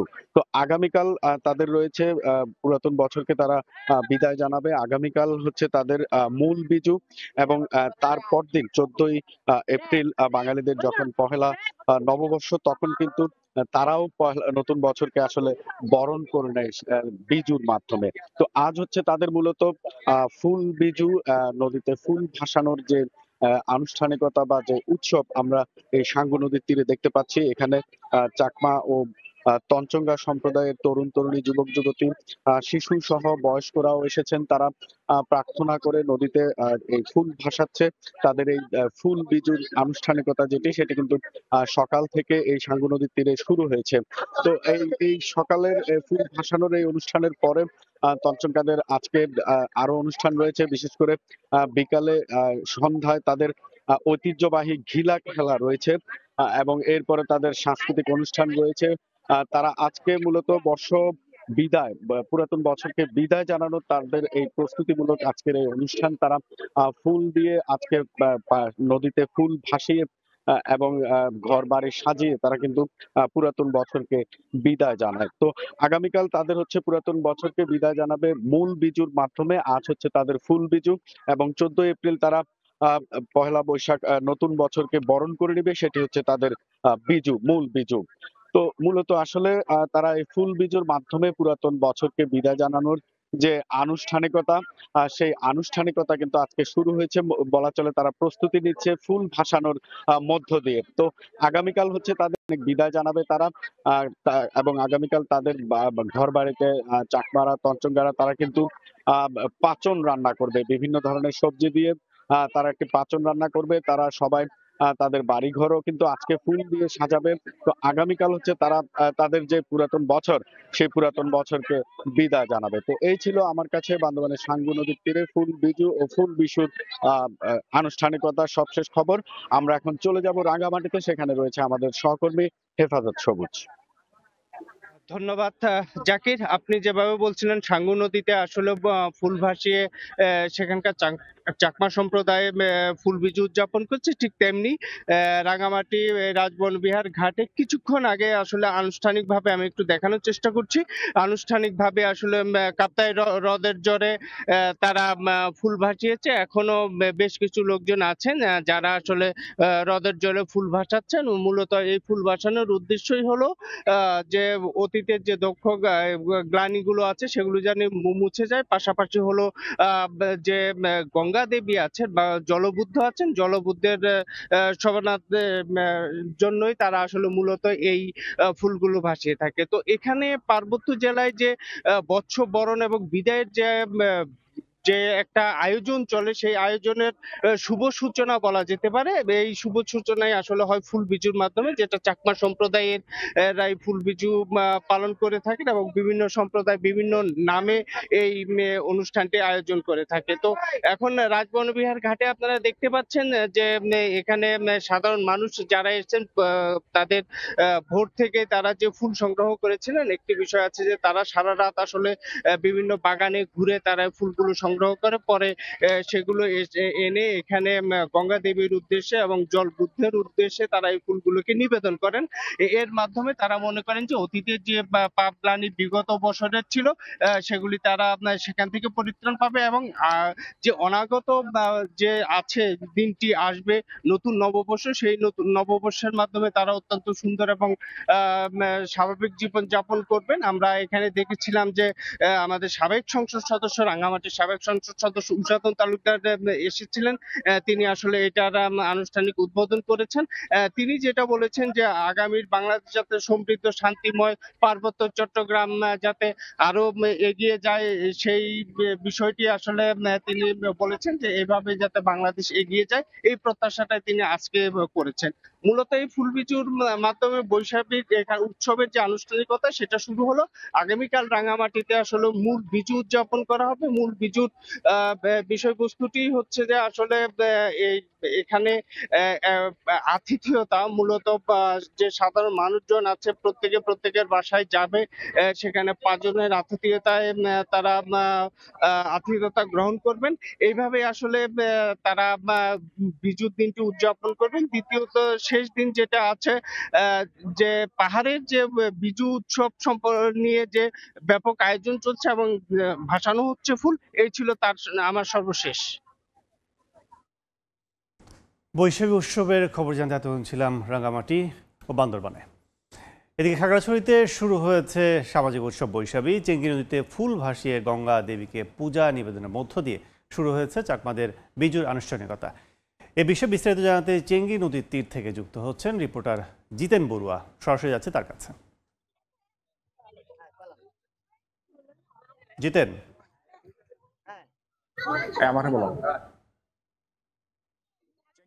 ফুল ভাসানোর মধ্য দিয়ে খাগড়াছড়ি পার্বত্য জেলায় চাকমা জনগোষ্ঠীর অন্যতম প্রধান সামাজিক উৎসব ফুল বিজু শুরু হয়েছে। আজ থেকে ভোর হতে না হতেই সকাল থেকে বিভিন্ন বয়সী শিশু কিশোর এবং তরুণ তরুণীরা বিভিন্ন এলাকা থেকে ফুল সংগ্রহ করে এনে এই চেঙ্গি নদীর পাড়ে এসে তারা ফুল দিয়ে মা গঙ্গার উদ্দেশ্যে পূজা নিবেদন করে পুরাতন দিনের বিফলতার দুঃখ কষ্ট গ্লানি ভুলে গিয়ে নতুন সূর্যালোকের আলোকে তারা যেন সুন্দর ভবিষ্যৎ বিনির্মাণ করতে পারে এই প্রত্যাশা নিয়ে চেঙ্গি নদীতে তারা ফুল দিয়ে মা গঙ্গার উদ্দেশ্যে পূজা করে। আর আজ ফুলবিজু, এই ফুলবিজুর মধ্য দিয়ে পার্বত্য চট্টগ্রামে শান্তি, নতুন বছরের শান্তি বয়ে আনবে এই প্রত্যাশা পাহাড়ি জনগোষ্ঠীর। আগামীকাল থেকে শুরু হবে মূল বিজু। এরপর পয়লা বৈশাখ অর্থাৎ মারমাদের সাংগ্রাই উৎসব। পার্বত্য চট্টগ্রামে পাহাড়ি অধ্যুষিত এই অঞ্চলটি এখন বৈশাখী শুধু পাহাড়ি জনগোষ্ঠীর কোনো সামাজিক উৎসব নয়, এই উৎসবটি এখন সার্বজনীন উৎসবে পরিণত হয়েছে। এই উৎসবের মধ্য দিয়ে পার্বত্য চট্টগ্রামে সাম্প্রদায়িক সম্প্রীতি অক্ষুণ্ণ রেখে ভ্রাতৃত্বের সম্বর্ধনে প্রতিটি নাগরিক এর প্রত্যাশা রয়েছে। আগামীকাল হচ্ছে চাকমা সম্প্রদায়ের মূল বিজু। এই বিজুতে তারা বিভিন্ন বাড়ি বাড়ি গিয়ে পাচন এবং বিভিন্ন তরি তরকারি এবং নানাবিধ খাবার তারা গ্রহণ করে থাকে। এক বাড়ি থেকে আরেক বাড়িতে যায়। এর পরের দিন গজ্জাপজ্জা দিন অর্থাৎ পয়লা বৈশাখ, এই দিনে তারা ভগবান বুদ্ধের কাছে প্রার্থনা করে এবং পুরাতন দিনের ব্যর্থতা গ্লানি ভুলে গিয়ে নতুন সূর্যালোকে ভরে উঠবে এই প্রত্যাশা রেখেই পার্বত্য চট্টগ্রামে এই পাহাড়ি জনগোষ্ঠী এই বৈশাখী উদযাপন করে থাকে। এই ছিল আমার কাছে সর্বশেষ তথ্য। যুক্তরাষ্ট্র চীনের বাণিজ্য যুদ্ধ শুরুর পর এ নিয়ে প্রথমবারের মতো মুখ খুললেন শি জিনপিং। স্পেনের প্রধানমন্ত্রীর সঙ্গে বৈঠকে যুক্তরাষ্ট্রের বিরুদ্ধে ইউরোপীয় ইউনিয়নকে একজোট হওয়ার আহ্বান জানান চীনা প্রেসিডেন্ট। ডোনাল্ড ট্রাম্পের একতরফা শুল্ক নীতির সমালোচনা করে তিনি আরও বলেন, হুমকি মোকাবিলায় যৌথভাবে রুখে দাঁড়ানো প্রয়োজন। চীন যুক্তরাষ্ট্রের বাণিজ্য যুদ্ধের উত্তাপ টের পাচ্ছে বিশ্ব। বেইজিংয়ের উপর ওয়াশিংটনের শুল্কের পরিমাণ এখন দাঁড়িয়েছে 145%। চীনও থেমে নেই। পাল্টা ব্যবস্থা হিসেবে কয়েক ধাপে মার্কিন পণ্যের শুল্কে 125% বাড়িয়েছে বেইজিং। দুই দেশের এই পাল্টাপাল্টি খ্যাপাটে পদক্ষেপ সহসায় থামার লক্ষণ নেই। চলমান পরিস্থিতি নিয়ে প্রথমবারের মতো মুখ খুললেন চীনের প্রেসিডেন্ট। স্পেনের প্রধানমন্ত্রীর সঙ্গে বৈঠকে মার্কিন শুল্ক যুদ্ধের বিরুদ্ধে লড়াইয়ে ইউরোপীয় ইউনিয়নকে একজোট হওয়ার আহ্বান জানান শি জিনপিং। বলেন, চীন ও ইউরোপীয় ইউনিয়নের উচিত আন্তর্জাতিক দায়িত্ব পালন করে অর্থনৈতিক বিশ্বায়নের ধারা এবং আন্তর্জাতিক বাণিজ্যের পরিবেশ একসঙ্গে রক্ষা করা। পাশাপাশি মার্কিন প্রেসিডেন্টের একতরফা হুমকি যৌথভাবে রুখে দাঁড়ানোর তাগিদ দেন। শি জিনপিং আরও বলেন, বাণিজ্য যুদ্ধে কেউ জয়ী হয় না। বিশ্ব অর্থনীতির স্থিতিশীলতা নিশ্চিত করতে ইউরোপীয় ইউনিয়নের গুরুত্বপূর্ণ ভূমিকা পালন করার অবকাশ আছে, কারণ ইইউকে বিশ্বের গুরুত্বপূর্ণ মেরু হিসেবেই দেখে আসছে চীন। এ সময় ইউরোপের ঐক্য ও বিকাশে দৃঢ়ভাবে সমর্থন দেয়া প্রধান দেশগুলোর মধ্যে বেইজিং আছে বলে উল্লেখ করেন চীনের প্রেসিডেন্ট। বৈঠকে স্প্যানিশ প্রধানমন্ত্রী পেদ্রো সানচেজ বলেন, পরিস্থিতি নিয়ন্ত্রণে চীন ও যুক্তরাষ্ট্রের উচিত সরাসরি আলোচনায় বসা, পাশাপাশি চীন ও ইউরোপের মধ্যকার সম্পর্ক আরও ভারসাম্যপূর্ণ করার আহ্বান জানান। ইয়াসিন মোহাম্মদ জিসান, সময় সংবাদ। আজ ওমানে হতে চলা যুক্তরাষ্ট্র ইরান বৈঠককে ঘিরে বেড়েই চলেছে উত্তেজনার পারদ। আলোচনার একদিন আগেই মার্কিন প্রেসিডেন্ট ডোনাল্ড ট্রাম্প হুঁশিয়ারি দিয়েছেন, পরমাণু কর্মসূচি বিষয়ক এই আলোচনা ব্যর্থ হলে সবকিছু জ্বলে পুড়ে ছারখার হবে। বিশ্লেষকরা বলছেন, আলোচনায় ব্যর্থ হলে সামরিক সংঘাত বাস্তবসম্ভব না। এই অবস্থায় যুক্তরাষ্ট্রের সঙ্গে সরাসরি আলোচনার বিরুদ্ধে প্রতিবাদে নেমেছেন তেহরানের বাসিন্দারা। নানা জল্পনা কল্পনা ও পাল্টাপাল্টি হুঁশিয়ারির পর অবশেষে ওমানে শনিবার মুখোমুখি হচ্ছে যুক্তরাষ্ট্র ও ইরানের প্রতিনিধি দল। মার্কিন বিশেষ দূত স্টিভ উইটকফ নেতৃত্ব দেবেন যুক্তরাষ্ট্রের পক্ষে, আর ইরানের প্রতিনিধিত্ব করবেন পররাষ্ট্রমন্ত্রী আব্বাস আরাকচি। মধ্যস্থতায় থাকবেন ওমানের পররাষ্ট্রমন্ত্রী বদর আল বুসাইদি। পরমাণু কর্মসূচি নিয়ে হতে চলা এই আলোচনার দিকে সবার দৃষ্টি। উত্তেজনাও তাই বাড়ছে পাল্লা দিয়ে। এই বৈঠকের আগে হোয়াইট হাউসের প্রেস সেক্রেটারি ক্যারোলাইন লিভিট সাংবাদিকদের বলেন, প্রেসিডেন্ট ট্রাম্প চান ইরান যেন কখনো পারমাণবিক অস্ত্র অর্জন করতে না পারে। তিনি বলেন, কূটনৈতিক আলোচনাকে অগ্রাধিকার দিলেও আলোচনায় ব্যর্থ হলে বিকল্প ব্যবস্থা নেওয়া হবে। হয় ট্রাম্পের শর্ত মানা, নয়তো ভয়ঙ্কর পরিণতির জন্য প্রস্তুত হওয়া। ইরানের সামনে এখন এই দুটি পথ খোলা বলেও মন্তব্য করেন তিনি। মার্কিন প্রেসিডেন্ট ডোনাল্ড ট্রাম্পও সাংবাদিকদের বলেন, পরমাণু কর্মসূচি বিষয়ক এই আলোচনা ব্যর্থ হলে সবকিছু জ্বলে পুড়ে ছারখার হবে। এই উত্তপ্ত আবহে সাবেক ইরানি কূটনীতিক ও বিশ্লেষক মেহেরদাদ খনসারি বলেন, আলোচনায় ব্যর্থ হলে সামরিক সংঘাত এখন বাস্তব সম্ভাবনা। তার মতে ইসরায়েল এমন সংঘাতকে উস্কে দিতে চাইবে, আর যুক্তরাষ্ট্রও তাতে জড়াতে পারে। তবে ইরান একটি চুক্তি থেকে উপকৃত হবে বলেও মন্তব্য করেন তিনি। এদিকে তেহরানে শুক্রবার নামাজের পর হাজারো ইরানি বিক্ষোভে অংশ নিয়ে যুক্তরাষ্ট্রের বিরুদ্ধে স্লোগান দেয়। প্রার্থনারত ইমাম আয়াতুল্লাহ কাজেম সিদ্দিকী বলেন, যুক্তরাষ্ট্র সরাসরি আলোচনার যোগ্যতা রাখে না, তারা বারবার চুক্তি ভঙ্গ করেছে, আন্তর্জাতিক আইনের তোয়াক্কা করেনি বলেও অভিযোগ করেন তিনি। সঙ্গে হওয়া দ্বিপাক্ষিক চুক্তির আওতায় এবার 191 জন অভিবাসীকে ভেনেজুয়েলায় ফেরত পাঠালো মার্কিন প্রশাসন। ডোনাল্ড ট্রাম্পের দ্বিতীয় মেয়াদে নতুন অভিবাসন নীতি কার্যকরের পর অভিবাসীদের ফেরাতে এটি 13তম ফ্লাইট। ক্ষমতায় এসে মার্কিনদের ভূমি থেকে অবৈধ অভিবাসীদের বিতাড়িত করার প্রতিশ্রুতি দিয়েছিলেন মার্কিন প্রেসিডেন্ট ডোনাল্ড ট্রাম্প। প্রেসিডেন্টের গদিতে বসেই প্রতিশ্রুতি পালনও করছেন অক্ষরে অক্ষরে। এখন পর্যন্ত বিভিন্ন দেশে অবৈধ অভিবাসী বহনকারী বেশ কিছু বিমান পাঠিয়েছেন তিনি। শুক্রবার সকালে কারাকাসের সাইমন বলিভার আন্তর্জাতিক বিমানবন্দরে অবতরণ করে যুক্তরাষ্ট্র থেকে ভেনেজুয়েলান অভিবাসীদের বহনকারী একটি বিমান। এতে 175 জন পুরুষ ও 16 জন নারী সহ মোট 191 জন অভিবাসী ছিলেন। ভেনেজুয়েলার পরিবহন মন্ত্রী রামন ভেলাস্কেজ জানান, ফিরিয়ে আনা ব্যক্তিদের মধ্যে 2 জনের বিরুদ্ধে ইন্টারপোলের রেড নোটিশ জারি ছিল। কলম্বিয়ার কর্তৃপক্ষ এই তথ্য জানায় বলে দাবি করেন তিনি। এখন পর্যন্ত মোট 2557 জন নাগরিক স্বদেশে ফিরলেন। তাদের আমরা স্বাগত জানাচ্ছি, যাতে তারা আমাদের দৈনন্দিন অর্থনৈতিক ও সামাজিক কর্মকাণ্ডে যোগ দিতে পারেন। এ সপ্তাহে এটি দ্বিতীয় ফ্লাইট এবং ট্রাম্পের বড় পরিসরের নির্বাসন কার্যক্রম শুরুর পর থেকে এটি 13তম ফ্লাইট। এ ধরনের প্রত্যাবাসন কার্যক্রম শুরু হয় জানুয়ারিতে, যখন ট্রাম্প প্রশাসনের বিশেষ দূত রিচার্ড গ্রেনেল কারাকাস সফর করে দ্বিপাক্ষিক চুক্তি চূড়ান্ত করেন। এই চুক্তির ভিত্তিতে বাড়ি ফিরলেও এই অভিবাসীরা অজানা ভবিষ্যৎ নিয়ে উদ্বেগে দিন কাটাচ্ছেন। সাদিয়া তাসনিম, সময় সংবাদ। যুক্তরাষ্ট্রের নিউ ইয়র্কে একটি যাত্রীবাহী হেলিকপ্টার বিধ্বস্ত হয়ে 3 শিশুসহ 6 জন নিহত হয়েছেন। স্থানীয় সময় বৃহস্পতিবার বিকেলে হার্সন নদীতে এই দুর্ঘটনা ঘটে। নিহতদের মধ্যে একজন পাইলট ও বাকিরা স্পেন থেকে আসা একই পরিবারের সদস্য। নিউ ইয়র্ক থেকে হাসানুজ্জামান সাকির রিপোর্ট। নিউ ইয়র্কের দুটি নদী হাডসন ও ইস্ট রিভারে হেলিকপ্টার ভ্রমণ পর্যটকদের কাছে খুবই জনপ্রিয়। এই রাইডের মাধ্যমে বিশাল বিশাল অট্টালিকা, আইকনিক স্ট্যাচু অব লিবার্টি ও ওয়ার্ল্ড ট্রেড সেন্টার সহ নিউ ইয়র্কের নান্দনিক সৌন্দর্য ভ্রমণ পিপাসুদের কাছে ধরা পড়ে। বৃহস্পতিবার স্পেন থেকে আসা 5 সদস্যের একটি পরিবার সেই রকমই একটি হেলিকপ্টার রাইডে বেরিয়েছিলেন, কিন্তু ভাগ্যের নির্মম পরিহাস, 15-20 মিনিট ধরে ওড়ার পর হঠাৎ হেলিকপ্টারটি হাডসন রিভারে বিধ্বস্ত হয়। মারা যান 3 শিশুসহ 5 সদস্যের পরিবারের সবাই। মারা গেছেন পাইলটও। 6 জন ভুক্তভোগীকেই পানির মধ্যে থেকে উদ্ধার করা হয়েছে। দুঃখজনকভাবে 6 জনকেই মৃত ঘোষণা করা হয়েছে। আমরা তাদের পরিবারের জন্য প্রার্থনা করছি। উদ্ধারকর্মীদের সাহস ও নিষ্ঠার জন্য তাদের প্রতি কৃতজ্ঞতা প্রকাশ করছি।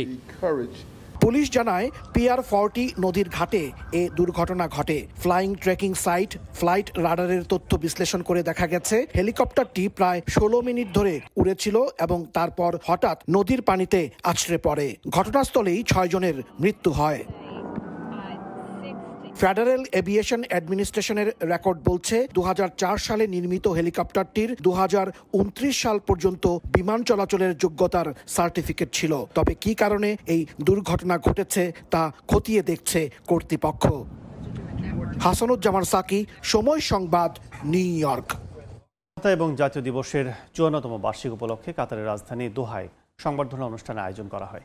কাতারে নিযুক্ত বাংলাদেশের রাষ্ট্রদূত মোহাম্মদ নজরুল ইসলাম দোহার শেরাটন হোটেলের স্থানীয় উচ্চপদস্থ ব্যক্তিবর্গ, রাষ্ট্রদূত এবং কূটনীতিকদের সম্মানে এই সংবর্ধনার আয়োজন করেন। অনুষ্ঠানের প্রধান অতিথি হিসেবে উপস্থিত ছিলেন কাতারের ধর্ম বিষয়ক মন্ত্রী গানিম বিন শাহিন বিন গানিম আল গানিম।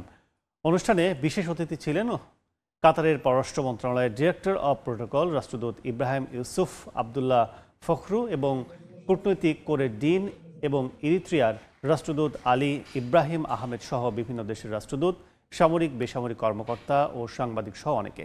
অনুষ্ঠানে রাষ্ট্রদূত সবাইকে স্বাগত জানান এবং কাতারের আইন সবাইকে মেনে চলার আহ্বান জানান।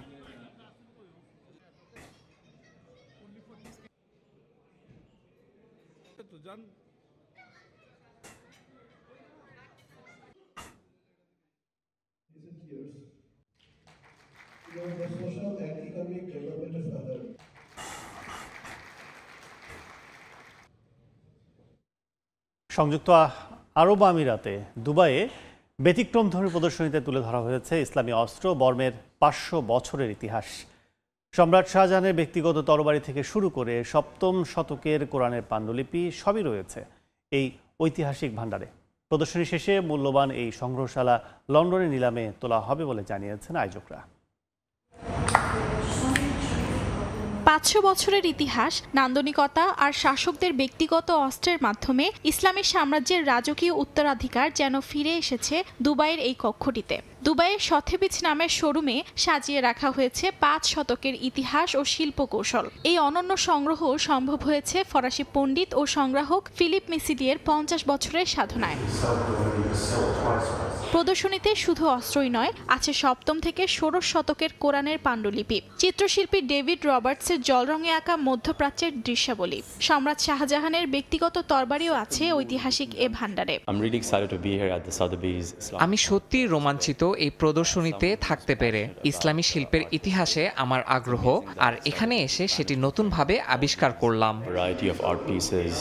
সথেবিজের চেয়ারম্যান গিবসের মতে দুবাই এখন শুধু বাণিজ্য নয়, সংস্কৃতিরও কেন্দ্র।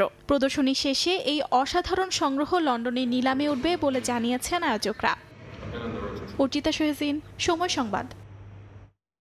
স্টার সানডে উপলক্ষে বেলজিয়ামের রাজধানী ব্রাসেলস হয়ে গেল চকলেট প্রদর্শনী, যেখানে চকলেট দিয়ে বানানো হচ্ছে ডিমের শিল্পকর্ম। শীর্ষস্থানীয় ৩৫ জন চকলেটিয়ার আর্ট ডেকো থিমে তৈরি করেছেন চোখ ধাঁধানো স্টার এগ। এই প্রদর্শনীর পুরো আয় ব্যয় করা হবে একটি দাতব্য প্রতিষ্ঠানের জন্য। স্টার সানডে মানেই আনন্দ, রং আর মিষ্টি মুখ। সেই উপলক্ষে ব্রাসেলসের এক অভিজাত হোটেলে বসেছে অভূতপূর্ব প্রদর্শনী, যেখানে চকলেটের তৈরি বিশালাকৃতির স্টার ডিমগুলো যেন শিল্পকর্ম। শিল্পীদের সৃজনশীলতা আর প্রযুক্তির সংমিশ্রণে এগুলো হয়ে উঠেছে অনন্য। প্রদর্শনীর প্রতিপাদ্য ছিল আর্ট ডেকো। চকোলেটিয়ার মারেন কোয়েরচেন্স তৈরি করেছেন এমন একটি ডিম যার মধ্যে লেজার লাইট ব্যবহার করা হয়েছে। সাদা চকলেটের পাতলা স্তর দিয়ে আলো ছড়িয়ে পড়ছে বাইরের নকশায়, যা দর্শকের কাছে এক নতুন অভিজ্ঞতা। এই বছর আমি লেজার যোগ করেছি। সাদা চকলেটের একটি পাতলা স্তর দিয়ে আলোর বিচ্ছুরণ ঘটছে, যা ডিমের কাটা নকশা দিয়ে বাইরে থেকে দেখা যায়।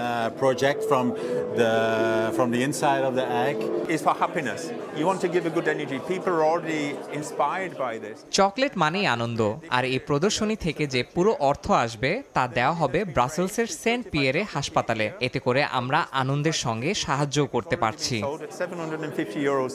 বিশ্ব যখন ইস্টার সানডে উদযাপন করছে উৎসবের আমেজে, তখন ব্রাসেলসের এই চকলেট প্রদর্শনী মনে করিয়ে দিচ্ছে মিষ্টির মাঝেও থাকে মানবতার ছোঁয়া। ব্যতিক্রম এই প্রদর্শনীটি চলবে ২১ এপ্রিল পর্যন্ত। ইয়াসমিন অনন্যা, সময় সংবাদ। দেখছেন ভোরের সময়, সঙ্গেই থাকুন।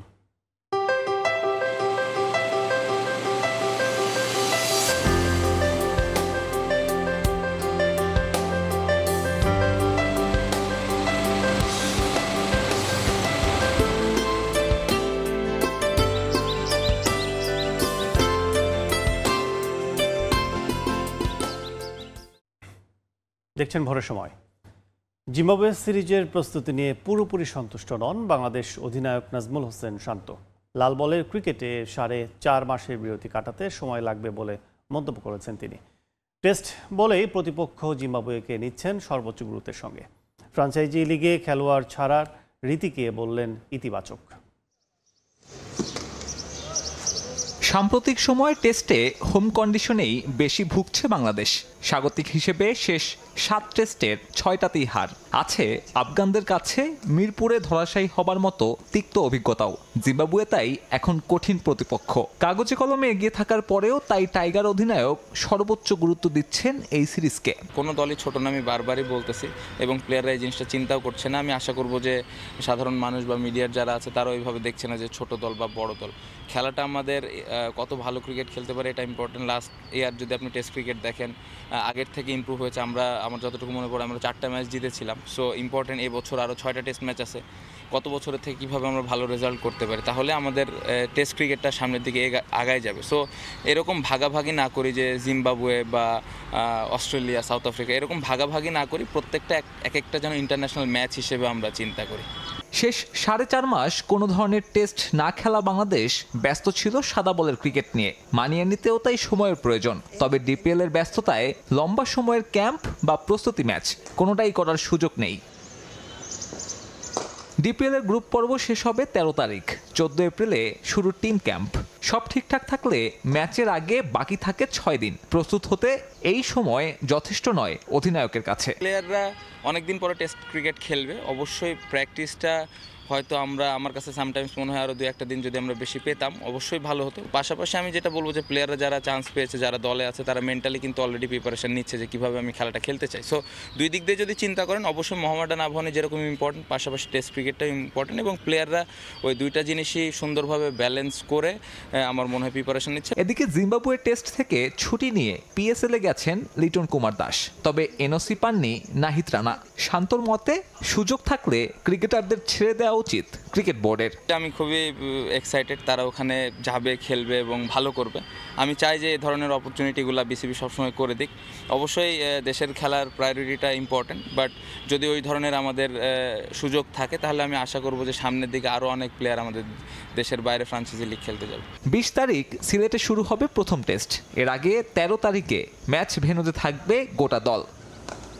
সাব্বির মিথুন, সময় সংবাদ, ঢাকা। বছর জুড়ে দুর্দান্ত পারফরমেন্সের কারণে ২০২৪ সালের বিএসসির বর্ষসেরা ক্রীড়াবিদের পুরস্কার sports person of the year নির্বাচিত হয়েছেন মেহেদী হাসান মিরাজ। জিম্বাবুয়ের বিপক্ষে আসন্ন সিরিজে পুরস্কার অনুপ্রেরণা যোগাবে বলে জানান এই অলরাউন্ডার। সফরকারীদের সমীহ করলেও টাইগারদের এগিয়ে রাখছেন তিনি। সিলেটের উইকেটে ভালো করার চ্যালেঞ্জও নিচ্ছেন উদীয়মান ক্রিকেটারের পুরস্কার জয়ী পেসার নাহিদ রানা। এদিন পপুলার চয়েস অ্যাওয়ার্ড পেয়েছেন সাফ জয়ী ফুটবলার ঋতুপর্ণা চাকমা। এবার 15টি ক্যাটাগরিতে 13 ব্যক্তি, দল ও সংস্থাকে দেয়া হবে এই পুরস্কার। এক ছাদের নিচে যেন তারার মেলা। ক্রীড়া লেখক ও সাংবাদিকদের প্রাচীন সংগঠন বাংলাদেশ ক্রীড়া লেখক সমিতি বর্ষসেরা খেলোয়াড়দের স্বীকৃতি দেওয়ার আয়োজন আলো করে হাজির এক ঝাঁক তারা। দেশের ক্রিকেটে 2024 সালটা স্মরণীয় হয়ে থাকবে মেহেদী হাসান মিরাজের। 3 সংস্করণ মিলিয়ে 1000-এর বেশি রান, বল হাতেও ছিলেন অপ্রতিরোধ্য। বছর জুড়ে দারুণ পারফরমেন্সের জন্য সাফজয়ী ফুটবলার ঋতুপর্ণা ও 2024 প্যারিস অলিম্পিকে সরাসরি খেলার যোগ্যতা অর্জন করা আর্চার সাগর ইসলামকে পেছনে ফেলেছেন এই অলরাউন্ডার। জয় করেছেন sports person of the year পুরস্কার। 20 এপ্রিল থেকে শুরু হওয়া জিম্বাবুয়ের বিপক্ষে টেস্ট সিরিজের আগে এই পুরস্কার বড় অনুপ্রেরণা মিরাজের কাছে। জানালেন সফরকারীদের সমীহ করলেও ভালো করবে বাংলাদেশ। নতুনদের জন্য দেখছেন নিজেদের প্রমাণের মঞ্চ হিসেবে। এরকম যদি আপনার অ্যাওয়ার্ড পেতে থাকেন তাহলে খেলার মাঠে দেখবেন আরো সবাই উজ্জীবিত হবে এবং সবাই চাবে যেন ভালো খেলার জন্য, পারফরমেন্স করার জন্য। সিলেটের উইকেটে পেসারদের ভালো করার সম্ভাবনা দেখছেন উদীয়মান ক্রিকেটারের পুরস্কার পাওয়া পেসার নাহিদ রানা। উইকেট আগে থেকে জাজ করা যাবে না কিংবা বলা যাবে না যে কেমন হবে, সেটা হচ্ছে খেলা স্টার্ট হবে তখনই ভালো বলা যাবে কিংবা বোঝা যাবে। যদি পেস বোলারদের হেল্প থাকে তো অবশ্যই আমরা সেই হেল্পটা নেওয়ার চেষ্টা করব মাঠে গিয়ে। বর্ষসেরা ক্রীড়াবিদের পুরস্কার না পেলেও পপুলার চয়েস অ্যাওয়ার্ড জিতেছেন সাফজয়ী ফুটবলার ঋতুপর্ণা। বর্ষসেরা আর্চার সাগর ইসলাম ও বর্ষসেরা অ্যাথলেট জহির রায়হানের কাছে এই পুরস্কার স্বপ্ন জয়ের মতো। আসন্ন এসএ গেমসের প্রস্তুতির জন্য এটা বড় অনুপ্রেরণা হিসেবে কাজ করবে বলে জানান তারা। এবারও আমরা বেস্ট পারফরমেন্স করার চেষ্টা করব। আমরা আমাদের সেরাটা দিব। আমরা ওই অনুযায়ী প্র্যাকটিস করে যাচ্ছি এবং সামনে আমাদের ওয়ার্ল্ড কাপ আছে, আমরা সব মিলাই গোছানো আছি। এসএ গেমস নিয়ে আর অনুশীলন চালিয়ে যাচ্ছি। আল্লাহ ভরসা, আশা করি ভালো কিছু করার চেষ্টা করব। এদিন 13 ব্যক্তি, দল ও সংস্থাকে 15টি ক্যাটাগরিতে পুরস্কার দেওয়া হয়। এছাড়াও এদিন বর্ষসেরা দাবাড়ু হয়েছেন মনন রেজা নীর। দলগত সাফল্যের জন্য পুরস্কার পেয়েছে জুনিয়র বিশ্বকাপে সুযোগ পাওয়া অনূর্ধ্ব 21 জাতীয় হকি দল। বর্ষসেরা কোচ হয়েছেন মওদুদুর রহমান শুভ। সেরা আম্পায়ারের পুরস্কার পেয়েছেন শরফুদ্দুল্লাহ ইবনে সৈকত। বর্ষসেরা সংগঠক ইমরুল হাসান। সক্রিয় সংস্থার পুরস্কার পেয়েছে যশোরের শামসুল হুদা ফুটবল একাডেমি। পারভিন আক্তার, সময় সংবাদ, ঢাকা। ঢাকা প্রিমিয়ার লিগের খবর। ডিপিএল এর সবচাইতে আকাঙ্ক্ষিত ম্যাচ। ঢাকা ডার্বিতে মুখোমুখি দুই চিরপ্রতিদ্বন্দ্বী আবাহনী আর মোহামেডান। পয়েন্ট টেবিলের হিসেব নিকেশ উত্তাপ বাড়াচ্ছে আরও। উত্তাপ টের পাচ্ছেন দু দলের ক্রিকেটার থেকে ম্যানেজমেন্ট সবাই। আকাশী নীল অধিনায়ক শান্ত ভরসা রাখছেন নিজ সামর্থ্যে। অন্যদিকে মোহামেডান তামিমকে মিস করলেও খেলতে চায় একটা দল হয়ে। শেরেবাংলার মর্যাদার হাই ভোল্টেজ ম্যাচ শুরু সকাল 9টায়। ঐতিহ্যবাহী ঢাকা ডার্বি ঐতিহ্যে খুন ধরেছে আগেই, এখন কেবলই তা স্মৃতির আস্তরণে ঢাকা। তবু আবাহনী আর মোহামেডান কেউ কারে নাহি ছাড়ে সমানে সমান। পয়েন্ট টেবিলের জটিল হিসেব নিকেশ যে উন্মাদনা বাড়াচ্ছে আরও। চলতি ডিপিএলে আবাহনী অপ্রতিরোধ। প্রথম ম্যাচে অগ্রণী ব্যাংকের কাছে পা হরকানো, এরপর কেবল ছুটেই চলা। সামনে যারা পড়েছে ভেসে গেছে খড়কুটোর মতন। মোহামেডানকে হারাতে পারলে সুপার লিগের আগে দু দলের পয়েন্ট ব্যবধান হবে 4, তাই হয়তো ট্রফি ডিসাইডার ম্যাচও। ম্যাচটির আগের দিন একাডেমি মাঠে মোহামেডানের সঙ্গে সকাল সকাল অনুশীলনে আবাহনী। টানা ম্যাচ থাকায় ঘন্টা দুয়েকের প্র্যাকটিস মূলত রিকভারি সেশন। সমর্থকদের মধ্যে ঢাকা ডার্বির আবেদন কিছুটা কমলেও উত্তাপ ঠিকই টের পান ক্রিকেটাররা। আশা তো থাকে যে উত্তেজনাটা থাকুক, বাট হ্যাঁ সত্য আগের মতো ওইরকম মাঠে হয়তো আবাহনী মোহামেডানের খেলা দর্শক দেখতেও আসে না। বাট আমি যখন শুরু করেছিলাম 2015-16 দিকে, তখনও দেখতাম যে গ্যালারিতে কিছু মানুষ আসতেন। সো ওই জিনিসটা কমার কারণ আমার কাছে আসলে এই উত্তরটা নাই। বাট আমার মনে হয় যে স্টিল আবাহনী মোহামেডান যখন খেলা হয় ওরকম এক্সাইটমেন্ট তো থাকে প্লেয়ারদের মধ্যে, প্লেয়াররা এক্সাইটেড যেমন থাকে আমার মনে হয় দর্শকরাও থাকে, বাট খেলা কিন্তু ভালো কম্পিটিটিভ গেম হয়। মডার্নের খেলা দেখে আমরা ক্রিকেট খেলার কথা চিন্তা করছি। এটা অলওয়েজ একটা এক্সাইটিং গেম, এটা সবসময় ছিল, আছে এবং ভবিষ্যতেও থাকবে।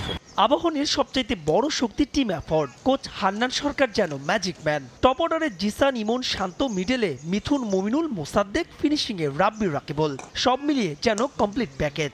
এখনো আমার মনে হয় টুর্নামেন্টে অনেক খেলা বাকি আছে, শুধু একটা ম্যাচের মতো করে আমরা দেখতে চাই, বাড়তি কোনো কিছু চিন্তা করছি না জিতলে কি হবে বা হারলে কি হবে। আমার মনে হয় যে প্রসেসটা ইম্পর্টেন্ট। অন্যদিকে বিগ ম্যাচে মোহামেডান মিস করবে অধিনায়ক তামিমকে। তাইজুল, মিরাজ, নাসুম, স্পিনি মতিঝিলের ক্লাবটির বড় ভরসা। পরিস্থিতির বিবেচনায় এ ম্যাচের গুরুত্ব জানা তাদেরও। আমাদের নিজেদের উপর বিশ্বাস আছে, আমরাও ভালো প্লেয়ার, আমাদের ইয়াং সাইডও ভালো প্লেয়ার, আমাদের এক্সপিরিয়েন্স প্লেয়ার আছে, আমাদের ন্যাশনাল প্লেয়ারও আছে। তো আমরা যার অ্যাবিলিটি অনুযায়ী যে খেলতে পারে, আবাহনী হোক আর যেই হোক, আমি মনে করি যে আমাদের কাছে উইন করা কোনো ইস্যু না। দুদলের সবশেষ 8 দেখায় 7 জয়, স্পষ্টতই আবাহনীর আধিপত্য। এবার কি পাল্টাবে সেই চিত্র? ফয়সালা হবে মিরপুরের ওই 22 গজেই। মাহবুব রিমন, সময় সংবাদ, ঢাকা। এক দলের ডাগআউটে হান্নান সরকার, অন্য দলের অভিজ্ঞ মিজানুর রহমান বাবুল। নাহিদ, রিপন, মৃত্যুঞ্জয়দের পেস বলের জবাব মতিঝিলের ক্লাবটি দেবে ইবাদত, সাইফুদ্দিন, রনিদের দিয়ে। মিরাজ, তাইজুল, নাসুমদের বিবেচনায় স্পিন শক্তিতে এগিয়ে মোহামেডান। তবে আকাশী নীলদের ভরসা তাদের ব্যাটিং অর্ডার। ঢাকা ডার্বিতে কে হবেন এক্স ফ্যাক্ট, কেমন হবে দু দলের গেম প্ল্যান কিংবা একাদশ, তাই থাকছে এবারের প্রতিবেদনে। তেরে ফুরে আসা মুমিনুল কি মারবেন হৃদয়কে এক গাল হাসিতে? এই দফায় হয়তো মিনিকে ঠেকিয়ে দিলেন মোহামেডান দলপতি। তবে ম্যাচে পারবেন কিনা সে প্রশ্নই এখন বড় প্রশ্ন। পাশে আবাহনীর মাস্টারমাইন্ড হান্নান সরকারের ঠোঁটেও স্মিত হাসি। খানিক সময়ের জন্য হলেও ঢাকা ডার্বির উত্তাপ দূরে ঠেলে এ যেন ভিন্ন আবহ। ডিপিএল এর সবচাইতে আবেদনময়ী ম্যাচ। দুদলের হিসেব নিকেশ, সমর্থকদের উন্মাদনা, ক্লাবকর্তা ম্যানেজমেন্টের নির্ঘুম রাত। প্রতিপক্ষ বধে সাজাচ্ছেন রণকৌশল। এলেন, দেখলেন আর জিততেই থাকলেন। এ পর্যন্ত আবাহনী কোচ হান্নান সরকার যেন মিস্ট্রি ম্যান। হেড কোচ না হলেও মোহামেডানের মিজানুর রহমান বাবুল ঠান্ডা মাথার গেম চেঞ্জার। সব মিলিয়ে ডাগআউটে তাদের পরিকল্পনাই যে আসল। আবাহনীর টপ অর্ডার ভয় ধরাবে প্রতিপক্ষকে। বিপরীতে মোহামেডান কিছুটা খর্বশক্তির। তামিমের না থাকা আর রনির ফর্মহীনতা। যদিও ওয়ান ডাউনে অঙ্কন আর নাজমুল হোসেন শান্ত দুজনাতেই ভরসা খুঁজবে দল। মুশফিকুর রহিমকে নিয়ে দোটানায় মোহামেডান। জানা গেছে জিম্বাবুয়ে সিরিজের প্রস্তুতির জন্য শেষ রাউন্ড যে মুশফিক খেলবেন না তা আগেই জানিয়েছিলেন ক্লাবকে, কিন্তু এই ম্যাচ খেলতে তাকে রাজি করাতে শেষ পর্যন্ত চেষ্টা করছে দলটি। মিথুন, মমিনুল, মোসাদ্দেকরা প্রয়োজনে জ্বলে উঠছেন। বিপরীতে হৃদয়, মিরাজ ছাড়া মোহামেডানকে সেভাবে সার্ভিস দিতে পারছেন না অন্যরা। শেষ দিকে রান তুলতেন রাব্বি আর সাইফুদ্দিনেও রাব্বিতেই বাজি। ইনজুরিতে তাসকিন, মতিঝিল পাড়ায় হাঁসফাঁস। এবাদাত যতটা উইকেট টেকার তার চাইতেও বেশি ইকোনমিক্যাল। সেদিক থেকে অবশ্য আবু হায়দার রনিতেই আস্থা। অন্যদিকে ম্যাচ মিরপুর হলেও আবাহনী মাঠে নামতে পারে 3 পেসার নিয়ে। চলতি ডিপিএল এর নাহিদ, রিপন, মৃত্যুঞ্জয়রা প্রতিপক্ষের জমদূত। অবশ্য একটা বিভাগে এগিয়ে মোহামেডান, সেটা স্পিনে। 22 উইকেট নিয়ে সবার আগে তাইজুল, মিরাজ, নাসুমরাও যথেষ্ট অভিজ্ঞ। অবশ্য উইকেট টেকারে 2 আর 3 নম্বর স্লটটা আবাহনীর রাকিবুল আর মোসাদ্দেকের দখলে। এই ম্যাচ পরেই আবাহনী শান্ত, মুমিনুল, নাহিদ আর মোহামেডানকে ছেড়ে দিতে হবে মিরাজ, তাইজুল, অঙ্কন, মুশফিকদের। তাই তো জয় দিয়েই দুদল শেষটা রাঙাতে চায়। মাহবুব রিমন, সময় সংবাদ, ঢাকা। পাহাড়ে প্রাণের উৎসব বৈশাখী উপলক্ষে চলছে মারমা সম্প্রদায়ের বিভিন্ন ধরনের ঐতিহ্যবাহী খেলাধুলা। আধুনিকতার ছোঁয়ায় যে সমস্ত খেলাধুলা হারিয়ে যাচ্ছে তা পুনরুদ্ধার ও টিকিয়ে রাখতেই এমন উদ্যোগ নিয়েছেন আয়োজকরা। এতে অংশ নিতে পেরে খুশি বিভিন্ন বয়সী মানুষ। খাগড়াছড়ি থেকে জিতেন বড়ুয়ার পাঠানো তথ্য, ছবিতে রিপোর্ট। হারিয়ে যাওয়া ঐতিহ্যবাহী খেলাধুলার মধ্য দিয়ে নতুন বছর বরণের উদ্যোগ মারমা জনগোষ্ঠীর। খাগড়াছড়ির পানখাইয়া পাড়ার বটতলা এলাকায় খৈয়াত, পানি খেলা সহ 10 ধরনের খেলাধুলার আয়োজন করে মারমা উন্নয়ন সংসদ। মারমাদের ঐতিহ্যবাহী ডিসপ্লের মাধ্যমে শুরু হয় অনুষ্ঠান। এরপর শুরু হয় ধ খেলা। এছাড়াও মুগ্ধতা ছড়ায় বিভিন্ন বয়সীদের অংশগ্রহণে আলারি খেলা। শুধু খাগড়াছড়ি নয়, বিভিন্ন পাহাড়ি জনপদে থাকা মারমা সম্প্রদায়ের লোকজনও অংশ নেয় এই আয়োজনে। উদযাপন উপলক্ষে আমরা সবাই মিলে পানখাইয়া পাড়াতে দ খেলা অংশগ্রহণ করতে আসছি। বিভিন্ন খেলা আছে, লারি খেলা, তারপর তারপরে হচ্ছে পানি খেলা, সব খেলা আমরা আমাদের এই ঐতিহ্যবাহী খেলা, আমাদের এই সংস্কৃতি আমরা ধরে রাখার চেষ্টা করছি। এই খেলাগুলো হচ্ছে বছরে শুধু একবারই হয়, কিন্তু যখনই হয় আমরা সবাই মিলেমিশে এখানে এসে অংশগ্রহণ করি। আধুনিকতার ছোঁয়ায় বাংলার গ্রামীণ জনপদের আর 10টা খেলার মতোই হারিয়ে যাওয়ার পথে মারমাদের এসব ঐতিহ্যবাহী আয়োজন। বিলুপ্তির পথে থাকা এসব খেলাধুলাকে ধরে রাখতে এমন আয়োজন স্থানীয় সংগঠকদের। মারমাদের প্রায় হারিয়ে যাওয়া, বিলুপ্তর প্রায় ওইসব খেলাধুলা, ঐতিহ্যবাহী খেলাধুলা আমরা নতুন প্রজন্মের মাধ্যমে আমরা উৎসাহ উদ্দীপনার মাধ্যমে বিলিয়ে দিতে চাচ্ছি। এদিকে পার্বত্য অঞ্চলের এসব ঐতিহ্য ধরে রাখতে রয়েছে সরকারি প্রচেষ্টা। মারমাদের এমন আয়োজনের পরিধি বাড়ানোর জন্য সার্বিক সহযোগিতার আশ্বাস দেন জেলা প্রশাসক। আমাদের এখানে যে বিভিন্ন জাতিগোষ্ঠী রয়েছে তাদের মধ্যে যে মেলবন্ধনের তৈরি হচ্ছে সেটি আমাদেরকে আগামীর সুন্দর বাংলাদেশ গড়ার ক্ষেত্রে একটি বৈষম্যহীন, সুখী, সমৃদ্ধ বাংলাদেশ এবং অন্তর্ভুক্তিমূলক বাংলাদেশ গঠনের ক্ষেত্রে একটি বড় ভূমিকা পালন করবে। খেলাধুলা শেষে আগামী 17 এপ্রিল পুরস্কার বিতরণের মধ্য দিয়ে শেষ হবে সাংগ্রাই উৎসবের আনুষ্ঠানিকতা। সময় সংবাদ, খাগড়াছড়ি। এ পর্যায়ে শীর্ষ সংবাদগুলো জানিয়ে দিচ্ছে আরেকবার। শুল্ক যুদ্ধের হিসেব কষে বাংলাদেশমুখী বিদেশি বিনিয়োগকারীরা। সংকেত মিলল বিনিয়োগ সম্মেলনে ব্যবসা বান্ধব পরিবেশ নিশ্চিতে ব্যর্থ হলে ভেস্তে যাবে উদ্যোগ। বেড়েছে বাংলাদেশ যুক্তরাষ্ট্র বাণিজ্য ঘাটতি, শুল্ক আরোপের ধাক্কা অর্থনৈতিক কূটনীতির দুর্বলতা দূর করার সুযোগ। ইউএসটিআর দেখানো পথে ট্যারিফ নন ট্যারিফ বাধা দূর করার পরামর্শ। গণহত্যা বন্ধের দাবিতে আজ ঢাকায় মার্চ ফর গাজা কর্মসূচি। 3টি গতিশীল টেকটনিক প্লেটের কাছাকাছি অবস্থানে ভূমিকম্প ঝুঁকিতে চট্টগ্রাম।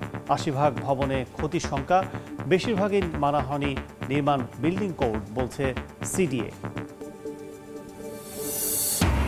এবং 7 কলেজ নিয়ে নতুন বিশ্ববিদ্যালয়ের সব ক্যাম্পাসে পড়ানো হবে না সব বিষয়, চলছে সম্ভাব্যতা যাচাই। চূড়ান্ত হওয়ার আগে অন্তর্বর্তী প্রশাসনেই চলবে কার্যক্রম।